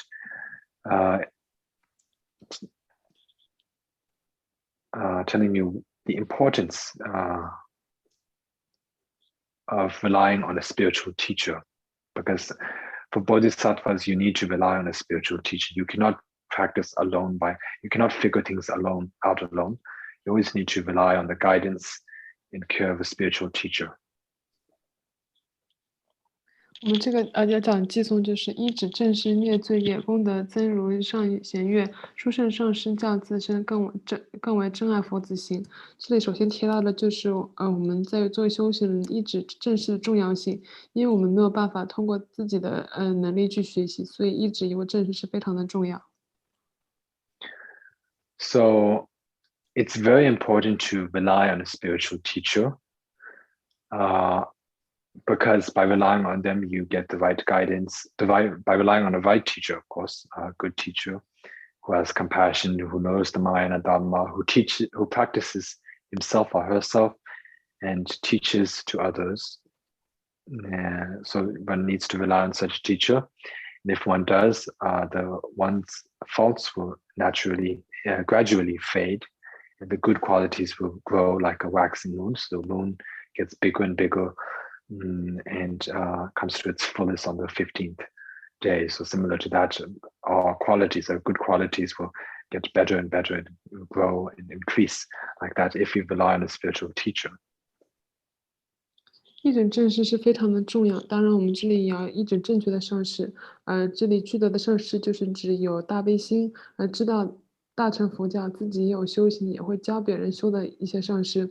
我们一直这样的正视的时候的话，我们自己也能够使我们的恶业能够逐渐的减少，然后我们的功德的话，也就是我们的善业也会像血液一样不断的增上。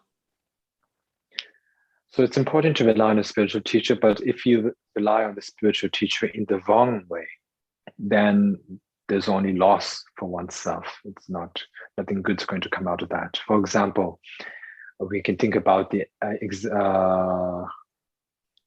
one of the Buddha's disciples, known as Satra. So I'll just type that here.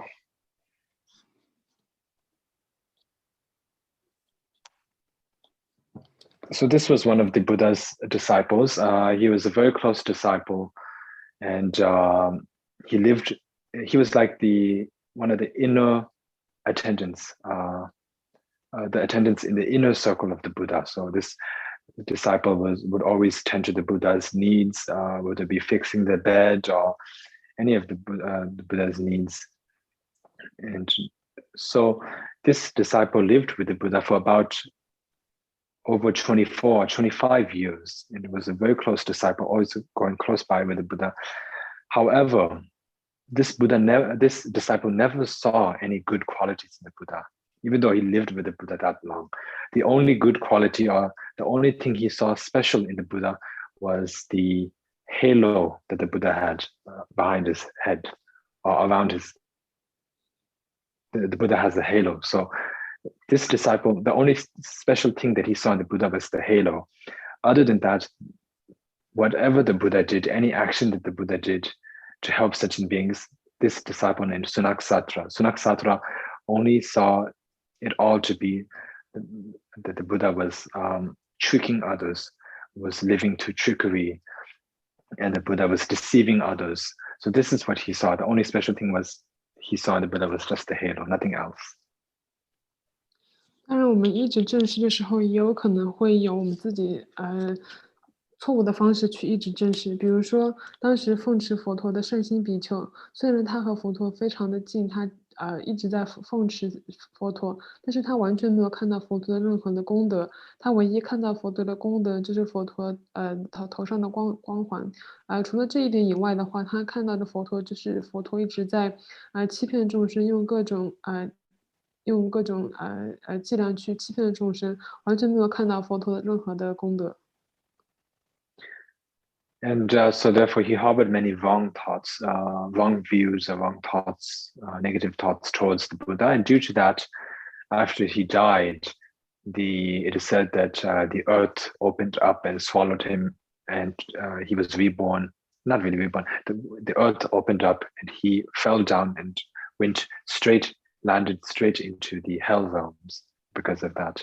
So from what we can understand from that we can understand that by relying on the teacher in the wrong way, there's nothing good can come out of that. So we need to rely on the teacher in the correct way.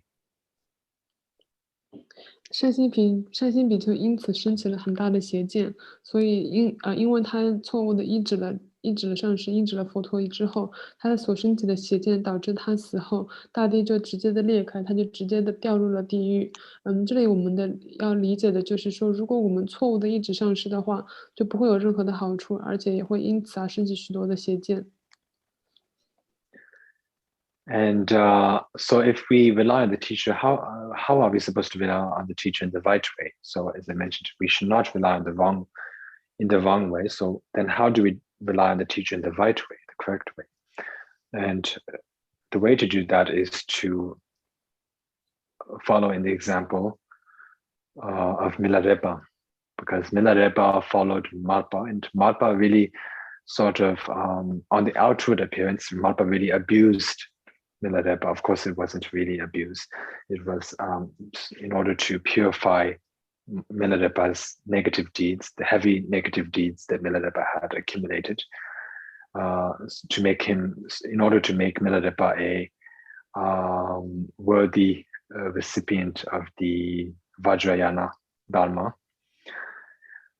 So Marpa made Milarepa go to many trials, such as, and Milarepa actually went on to build the Cyclic, which is basically a 9-storied tower on the orders of Marpa. So basically he went to many hardships, and even like any time Marpa scolded Milarepa, Milarepa did not generate any wrong thoughts or bad thoughts, or did not lose any faith in Marpa for even a second. And so that is how we should have, that's how we should rely on our teachers. We should not lose faith. Our faith in our teacher should be very stable, and we should rely on the right teacher in the right, correct way. 我们刚才说了什么是错误的依止正视的方法？那我们应该如何正确的依止正视？我们应该参考米拉日巴尊者他依止马尔巴上师的方法。虽然马尔巴上师一直欺压他，或者是一直骂他，但是这一切的话都是为了能够亲近米拉日巴尊者的罪业，使他成为殊胜的法器，能够得到大乘佛法。比如说米拉日巴尊者让比如说马尔巴圣师让米勒日巴尊者去造了许多的房子，然后也经常的骂米勒日巴尊者，但是这一切都没有使米勒日巴尊者一刹那对他的上师升起过邪见，也一刹那没有对他的上师失去过信心，所以就是我们应该像米勒日巴尊者那样医治我们的上师。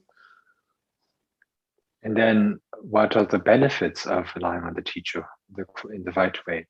So if we rely on the teacher in the right way, then the benefits are similar to Milarepa's, because Milarepa relied on Marpa in the right way, always had faith into any hardships that he needed to go through. In the end, he attained enlightenment, and he is well known, renowned for that. And then we can also think of the example of Sakyapendita himself. Sakyapendita always attended to the needs of his guru, his own guru, Jizun Chapa Gyaltsen. So Jizun Chapa Gyaltsen is the 5th Sakya-Trijin. So Sakyapendita himself was the 6th Sakya-Trijin.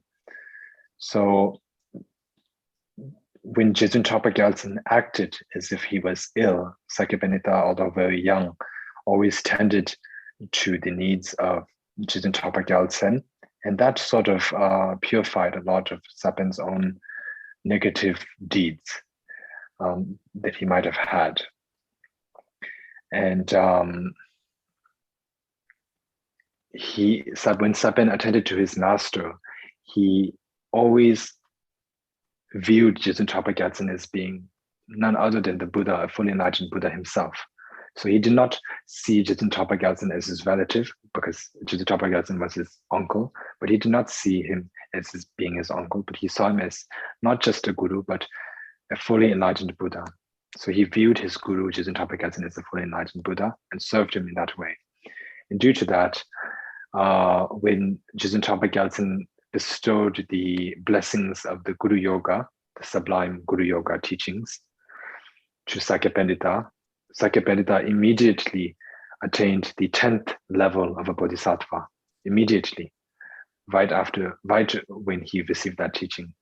And he came to understand the nature of all phenomena directly. And all of his obstacles to attaining enlightenment were pacified. So those are kind of like the benefits of relying on the teacher in the correct way. 这里就说到了，我们应该像米勒日巴尊者一样的去医治上师，就是说我们像米勒日巴尊者上师这样子经过了许多的就是他的上师让他精进罪业的一些经历，然后这样子他就能够之后这样子精进的奉行之后就得到了无上的正悟。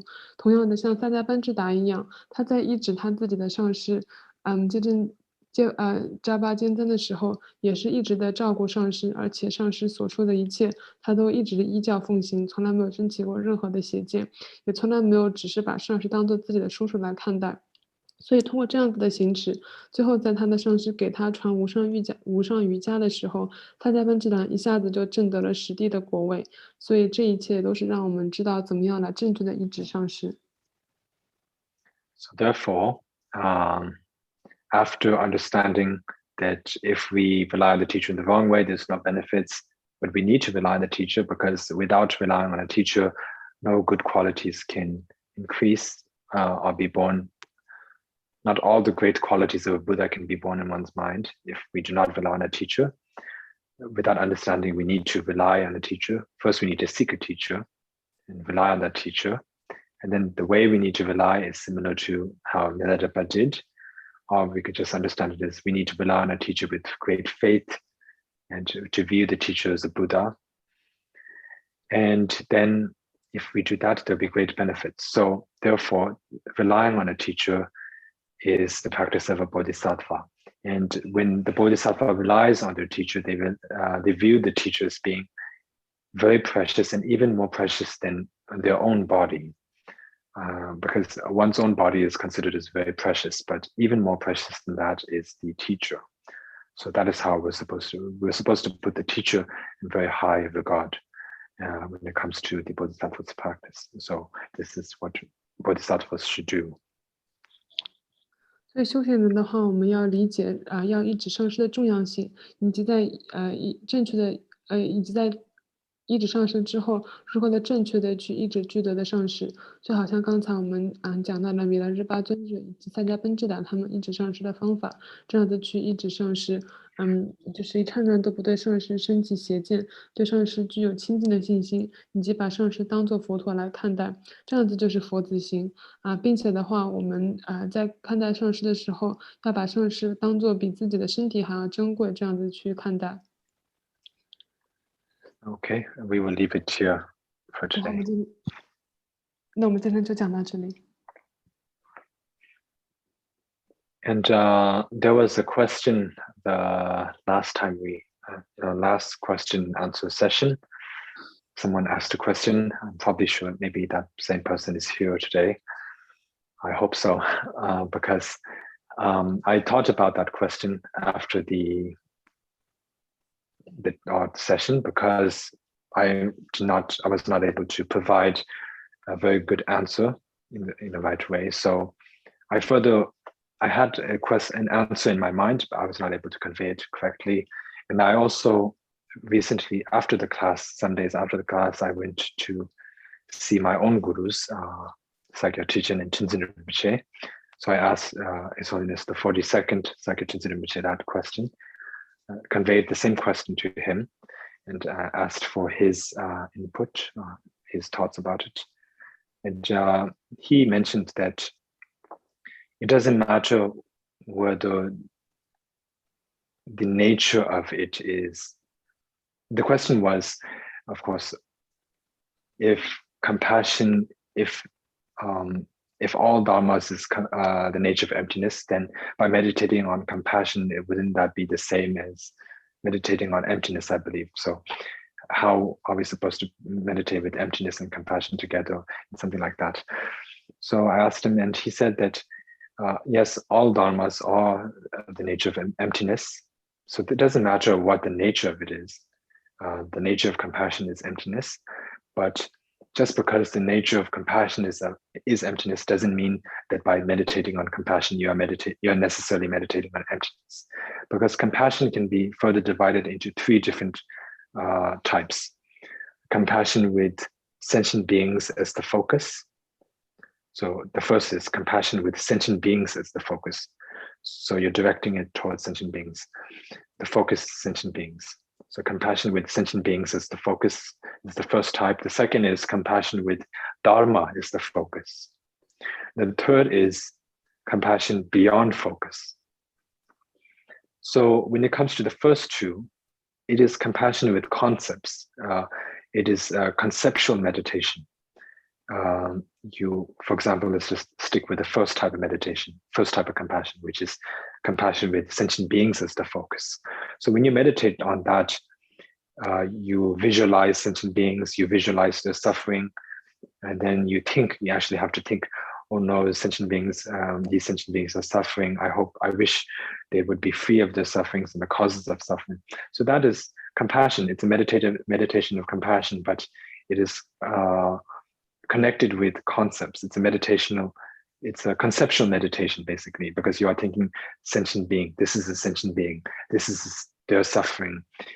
May they be free from their suffering. It's basically a conceptual meditation. So that, although the nature of that compassion is emptiness, the manner you are meditating, the mode of meditation, the way you are meditating on it is not emptiness meditation. It is rather a conceptual meditation. And a conceptual meditation cannot be a meditation on emptiness, because a meditation on emptiness has to be a meditation without concepts, conceptless meditation. So that type of meditation on compassion is not meditation on emptiness. 王子这里说，上次有一个师兄提了一个问题，就是说，如果所有的法的本质是空性的话，那我们观大悲心的，那是不是也是等于像观空性一样？因为大悲心的本质也是空性，或者说这两者就是观修一切法是空性，观修大悲心的话，怎么样两个同时一起观修？房子说他上一次回答这个问题之后的话，他觉得就是自己不能提供一个非常完整的一个回答，于是他就去问了他自己的上师，以及问了41世催经法王，怎么样更好的回答这个问题？他通过他问了房子自己的上师以及41世催经法王之后的话，上师们就说这个问题就是说不管，呃不管就是说所有的法虽然说本质上都是空性，但是不能因为所有的法本质是空性。虽然从大悲心来说的话，它的本质也是空性，但是并不是说我们观修大悲心的时候，就等于是观修了空性。因为观修大悲心的话，有3个不同的分支，或者是有3个不同的侧重点。第一个是我们缘众生来观修大悲心，第二个是我们以缘法来观修大悲心，第3个就是说我们不是像前面那样子把侧重点放在众生，或者是把侧重点放在法上，这一些是远离了一切的我们能所安立的侧重点，就是说是比如说之前我们所观修众生和观修法的话，都是以分别念为基础的修大悲心。最后一个的话就是远离一切分别念的所观修的大悲心。就比如说，我们第一个把侧重点放在众生的时候去观修的话，也是带有着分别念去想这是一个众生，然后我们观想他所受的一切痛苦，在观想人当中，希望他能够远离这一些所有的痛苦，这就是一种是带有分别念的观想大悲心的一种方法。也就是说，虽然大悲心的本质是空性的，但是我们观想大悲心的这个方法的话，它是带有分别念的去观修，也就因为是有带有分别念的观修，所以这样子的话，这样子的观修就不是观修空性，而只有第3种远离一切分别念的观修的话，才是观修空性的方法。And we'll just skip the second type of compassion. And then the third type of compassion, as I mentioned, is compassion beyond focus. So there's no focus. And when you meditate on that, the way you meditate is something like this. You think that you understand, it's better to say you understand that sentient beings that have never been born, because this is a meditation connected with emptiness, compassion connected with emptiness. So you understand that sentient beings who have never been born, who are like a mirage, who are like an illusion, are suffering because they do not understand the true nature of phenomena, which is emptiness. And so when you meditate in that way, it is a meditation on compassion and emptiness. So that way, that is a meditation, that type of compassion is meditation on emptiness, because the way you are meditating on it, the manner or mode of the meditation is by understanding that sentient beings are non-existent or like an illusion. And then and that they are suffering because they do not understand the illusion-like sentient beings, which are the nature of emptiness, are suffering because they do not understand the nature of phenomena. So that makes it both compassion of meditation on compassion and emptiness. So therefore, just because the nature of the meditation is emptiness, does not necessarily make it a emptiness meditation. It's all about the manner of the way you meditated, not the nature of it. 我们刚才所说的观修大悲心的第2点，就是把侧重点放在法上的这点，我们这里不说，就说最后一点，就是远离一切分别念的这样的一种观修大悲心的方法，是和空性所结合的一种观修的方法。这一点我们来说，这一点的话，是建立在我们的建立我们在理解所有的众生都是虚妄，所有的众生都是像海市蜃楼的这样子的基础上去想，所有的众生因为不理解一切法的本质是空性而受苦。也就是说，我们在自己心中升起定解，就是说这个定解就是指所有的众生都是虚妄的，都是像海市蜃楼一样，但因为他们不理解一切法的本质是空性，所以他们就受各种各样的痛苦。这一点就是空性和大悲心所结合的一种观修的方法。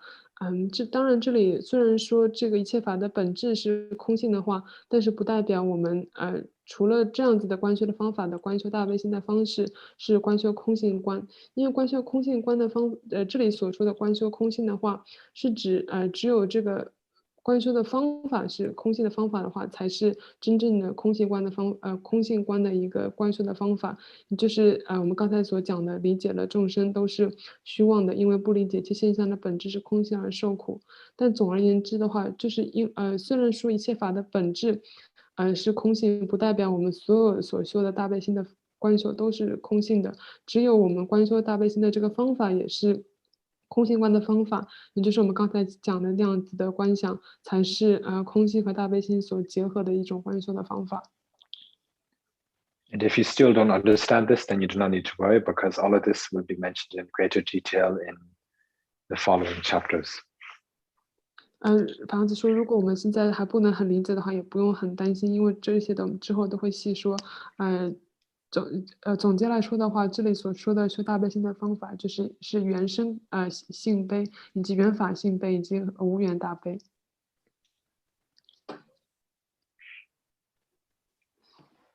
So there's a question that wonders, we have mentioned that there are a lot of Bodhisattvas around us, then how would the Bodhisattvas that are around us know that themselves are Bodhisattvas? And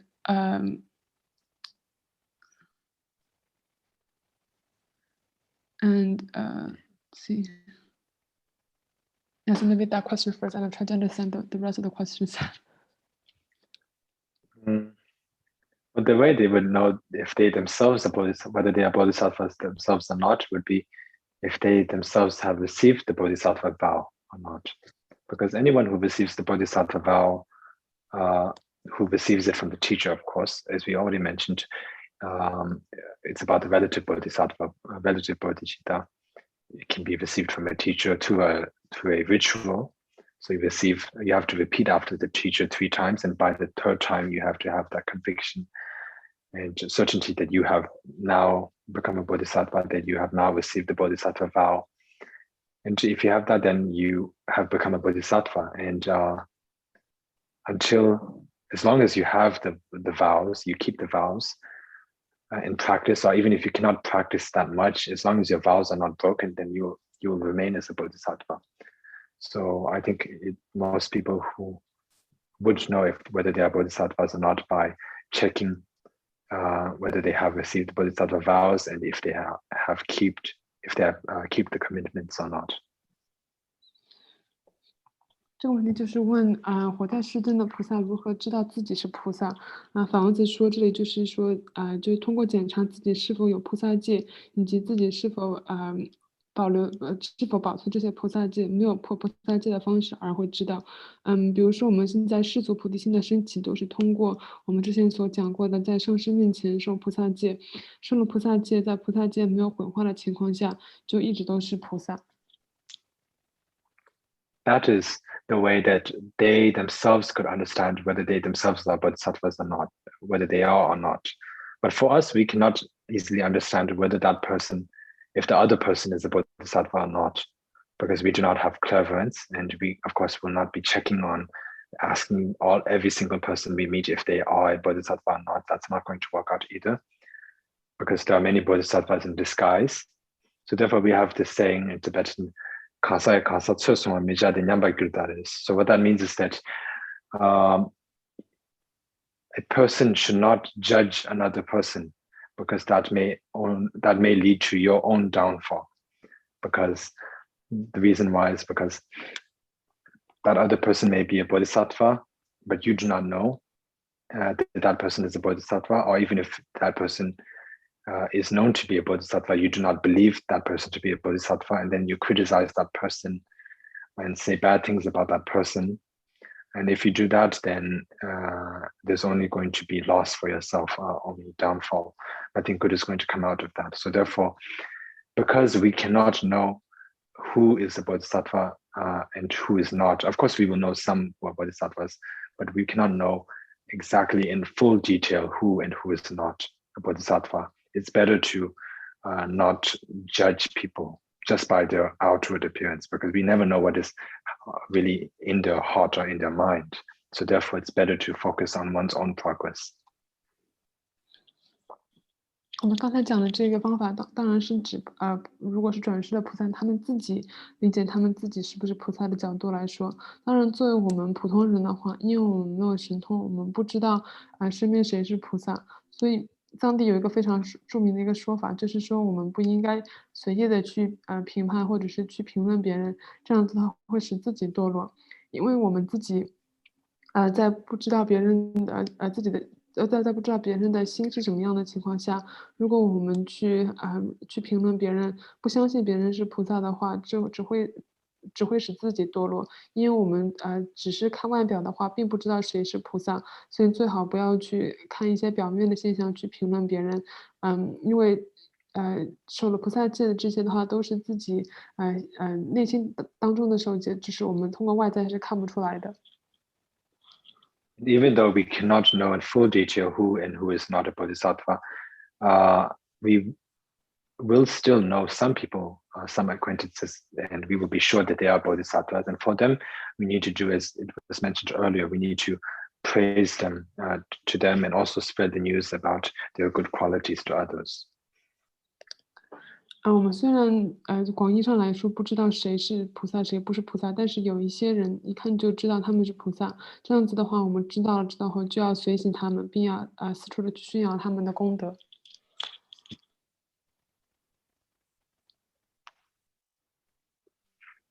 And following that question, asking how would those bodhisattvas who are reborn in our human realm practice in order to get rid of obstacles from birth, and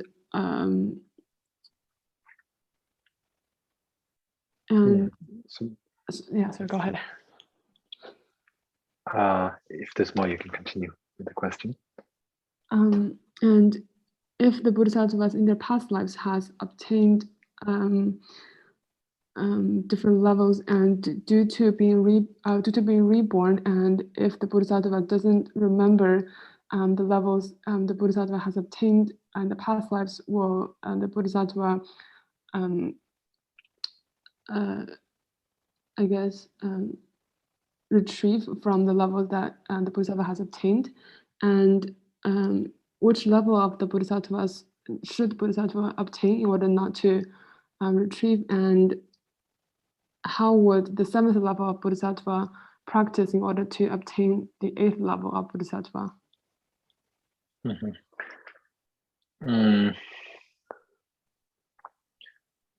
So to answer the first question, the way I think it was, how would the bodhisattvas escape from samsara? Was that the first question, right? I was wondering how would the bodhisattva who are reborn in samsara practice in a way that they can get rid of the obstacles from birth, meaning as they don't remember their past lives and whatnot. I think that would be to their prayers,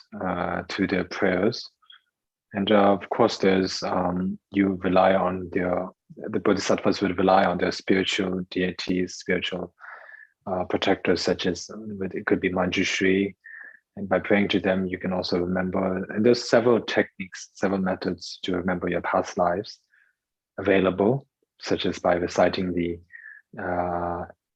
invocation of the names of Manjushri, and by reciting that text we can remember our past lives. And the way bodhisattvas who are born in samsara can be free from birth is to the meditation of emptiness, but they will still be reborn in samsara. But there's a difference between being born in samsara without choice and being born in samsara with a choice. Sentient beings are born in samsara without a choice, but they are born due to their afflictive emotions and their bad karma or good karma. But when bodhisattvas, enlightened bodhisattvas, When enlightened bodhisattvas are born, they are born due to their prayers to help sentient beings, not due to, and it is born out of freedom. They have choice where to be born, how to help sentient beings, in what manner, which parents, which place, which time. They have all that choices, and that all happens when they attain the. It can happen when they attain the enlightened bodhisattva stages.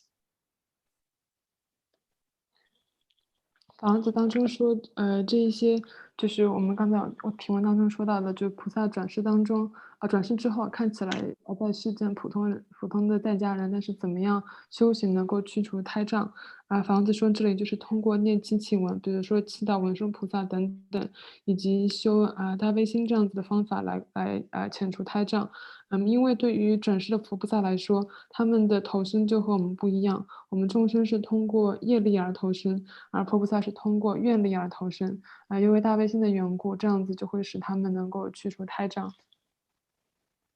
And then the way that they can continue with the practices of the Bodhisattva, Bodhicitta in the next life is, as I mentioned earlier, the 4 positive factors, because those 4 positive factors were all about the very purpose of it. What it does is that it helps you to remember, to not forget, or it helps you to remember the Bodhicitta right after you are born in your lifetime, next life and lifetimes to come.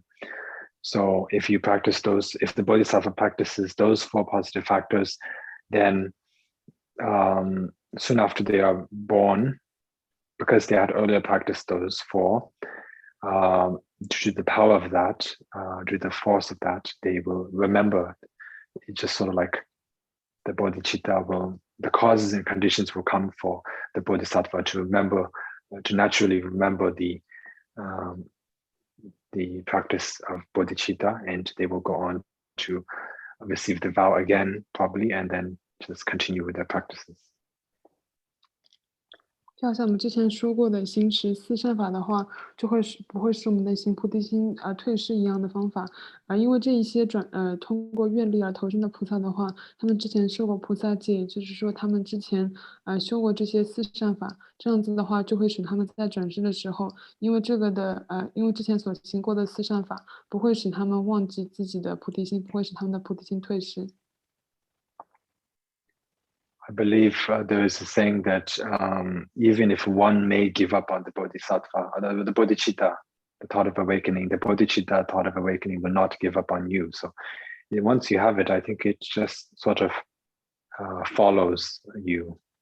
Even if you give up, eventually you will, and you'll get it back. But of course, you need to really, for that really to work out, you need to practice, and especially the 4 positive factors mentioned earlier. And then one needs to make wholesome aspirations, prayers to the teacher, the Buddhas, Bodhisattvas, the protective deities, and all of that. 我们说了菩萨戒之后的话，这个菩萨戒就会一直的随行在我们的相续里面，会一直跟随着我们。那也就是说，我们只要行持我们自己之前讲的所说的四善法，以及通过祈祷诸佛菩萨的加持的话，就能够使我们的菩萨戒一直存在在我们的心相续当中。As for how does the 7th level Bodhisattva move up to the 8th level, that may be a bit of a complicated matter to speak of right now. And I would like to prepare by checking if, since the person who has asked the question might want the details, it is taught in great detail in the Madhyamaka Avataranama, so basically the middle way, the entry into the middle way taught by Chandrakirti. So I will just do a little bit of revision, I guess, to that. I've already studied it before, so I'll look to that again and try to provide a good answer to that in detail. 房子说，对于这个问题当中最后一个问题，就是七地菩萨怎么样才能达到八地的果位的话，房子说他会再去复习一下他之前所学过的月称菩萨的讲的入正论，这里面当中就有一些具体的一些说法房子说他之后看了的话，他会再会来回答这个问题。But there's a difference between the 7th and 8th. I think the first of 7 levels of a bodhisattva are called madasadi. So what that means is it's the impure, the 7 impure stages, the 7 impure stages. So it's called impure because you have not, in those, while the bodhisattva is in those first 7 levels of a bodhisattva, they have not completely abandoned all concepts. They have abandoned the attachment or the view of a self. They have abandoned the view of a self, so therefore they do have a choice. They're not reborn in samsara without a choice. They are born with a choice, but they still have not completely abandoned all concepts. But for starting from the 8th level and following with the 9th, 10th, and then eventually enlightenment, there's no concepts. So starting from the 8th level, the bodhisattva has abandoned all concepts, conceptual thoughts. That is one of the difference between the 7th and 8th level. 刚才说，简单来说，从1地菩萨到7地菩萨的话，这前面的这7地都是属于叫不净地，因为他们之所以叫不净地的话，是因为这7地还没有摆脱，还没有完全的摆脱分别念，还是有我见，还是有业力而投生。但是从8地以上一直到彻证的果位的话，从8地以后就彻底的摆除了所有的分别念，彻底的摆除了我见。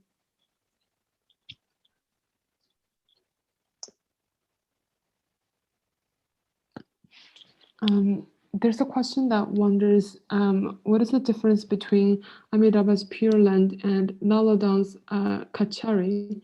And in our practice, which one should we aspire to be reborn into? Yeah, so that question is for please. So the difference is that it's 2 different Buddha fields belonging to 2 different Buddhas. So Asukavati is the Buddha field of Amitabha, and Kechari is the Buddha field of the female Buddha known as Vajrayogini. So one can aspire to be reborn in anyone. Usually the practitioners who have received the empowerment of Vajrayogini, the blessings of Vajrayogini, and to do daily practice on her, aspire to be reborn in Kechari. Kechari is believed to be a paradise or Buddha field, which is very easy to be reborn into. It's considered, among the many Buddha fields, it is considered as one of the easier Buddha fields to be reborn in. And there are, in our own tradition, Cyclic tradition, there are many masters who have been reborn there, a great number of masters.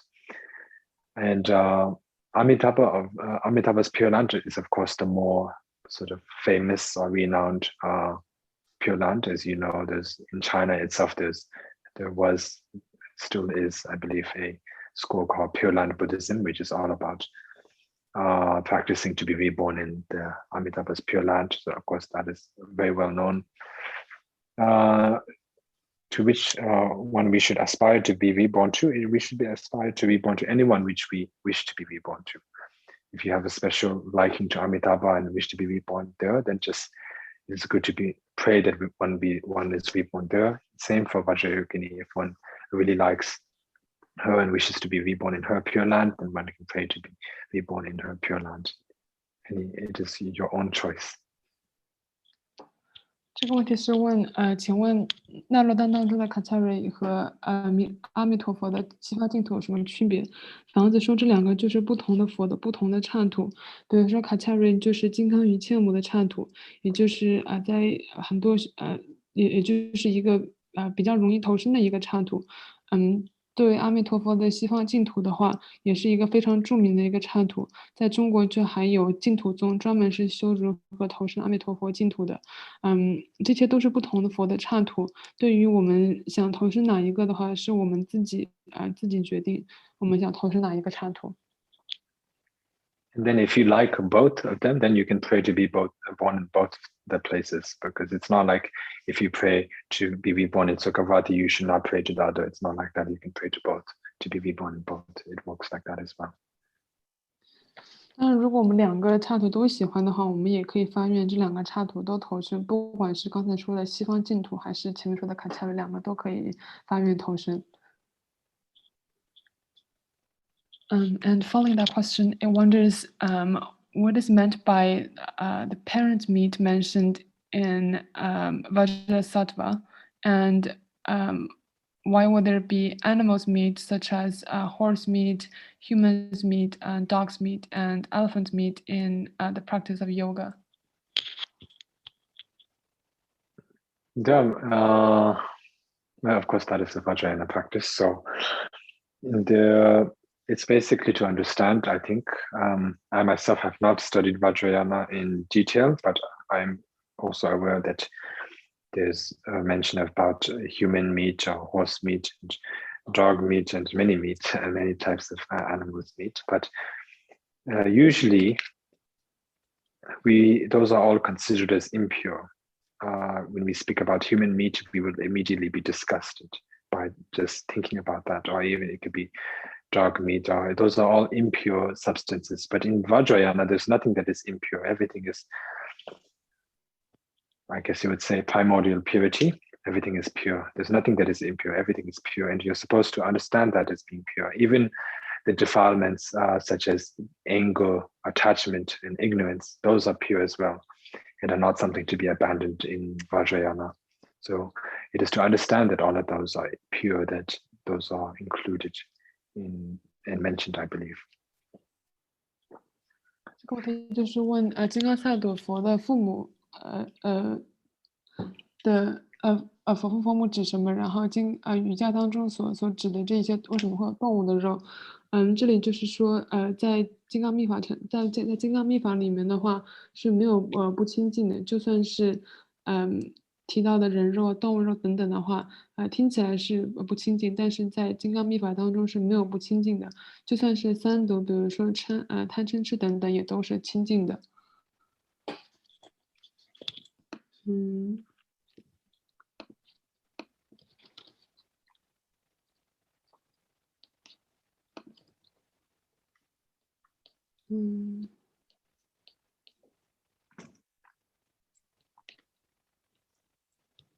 And that question also wonders for Vajrasattva, what is the mother of the Buddha and the father of the Buddha for Vajrasattva?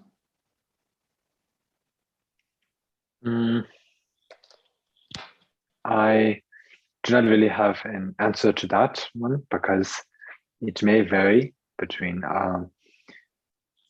in the Nyingma practices. There may be a lot of mention about the father, mother, and also the Jnana Sattva, the wisdom embodiment or deity. And then it may also vary in our own tradition, the Sakya. So one needs to just, it should be mentioned in whatever practice manual you are practicing. If you are practicing based on the practice manual, it should mention there. So one should consult that one. 这个问题就是问，这个金刚萨埵的佛父佛母指的是什么？法王子说，在不同的传承当中，对佛父佛母有不同的解释。比如说，在涅玛派当中，佛父就是智慧的象征。还是要根据自己所修的这个传承当中所讲的来修持。And also for myself, I have not gone to any of the preliminaries, so I've really not really I haven't focused on any Vajrasattva practices in detail. Other than just simply reciting the 100-syllable mantra, I haven't really done the complete visualizations because I've not really relied on a practice manual so far, which I will eventually, but not yet. So therefore, I do not have the answer. But if you are already practicing, it should possibly be mentioned in this practice manual. 法王子说，他现在还只是在修家行阶段，只是还在念如百字明这一些，还没有具体的关于修金刚萨埵佛。如果这个学生提的这个问题的话，还是根据自己所修的这个传承当中所讲的这些修法来修金刚萨埵的修法。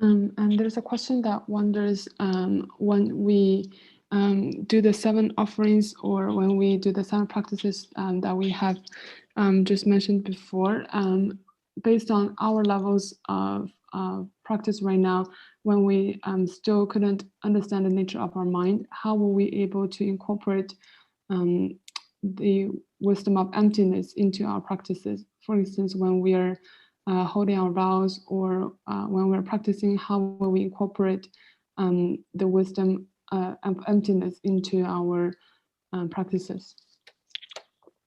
That will be mentioned in the first chapter, the 4th chapter of generosity, where it will mention how to incorporate the practice of emptiness with the generosity, and same for the moral conduct and the like. So actually we speak of perfection, the 6 perfections. But if you do not incorporate the emptiness meditation with the generosity, then it just becomes generosity. It does not become the perfection of generosity. For it to become the perfection of generosity, you have to incorporate the emptiness meditation into the generosity practice. So that will be taught later. And also there will be a full chapter about the emptiness. So then when that is taught, one will get a good understanding of how to do it.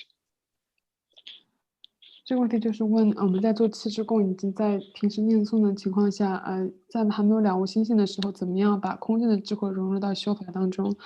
房子说这个之后，我们的第4品就是6度当中的话，都会说到，这些我们当中之后要讲的这6度的话，每一度都其实都要有空性的结合，因为如果没有空性的结合的话，比如说我们之前讲的，我们之后会讲的第1个布施，如果没有空性的结合的话，那它就只是布施，就不是布施度，所以这些都是之后会讲。For now, I would recommend to focus on the kind of relative practices more than the ultimate practices, the ones related with emptiness.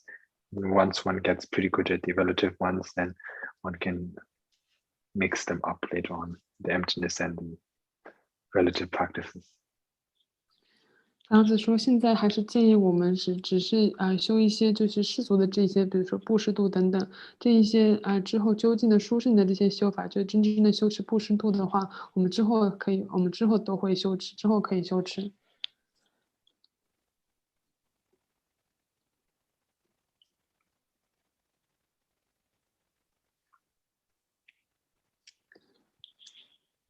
There's a question that wonders, as lay practitioners, how would we be able to hold our Bodhisattva vows well? What are some of the requirements to do that well? And what kind of conditions do we need to achieve first before we can even receive Bodhisattva vows? And if we have received Bodhisattva vows through an online transmission, how will we be able to verify that we have received the vow? Well, the way, I think the first one was about how to keep the Bodhisattva vows, right? So that would be just by following what was mentioned earlier for the engaging thought of awakening, and also the aspiration thought of awakening. It was taught about what causes its decline, how to increase it. So just one needs to follow what was taught in there, simply that. And then the second question was, what are some of the requirements to receive Bodhisattva vows, and what conditions? The requirements would be the spiritual potential.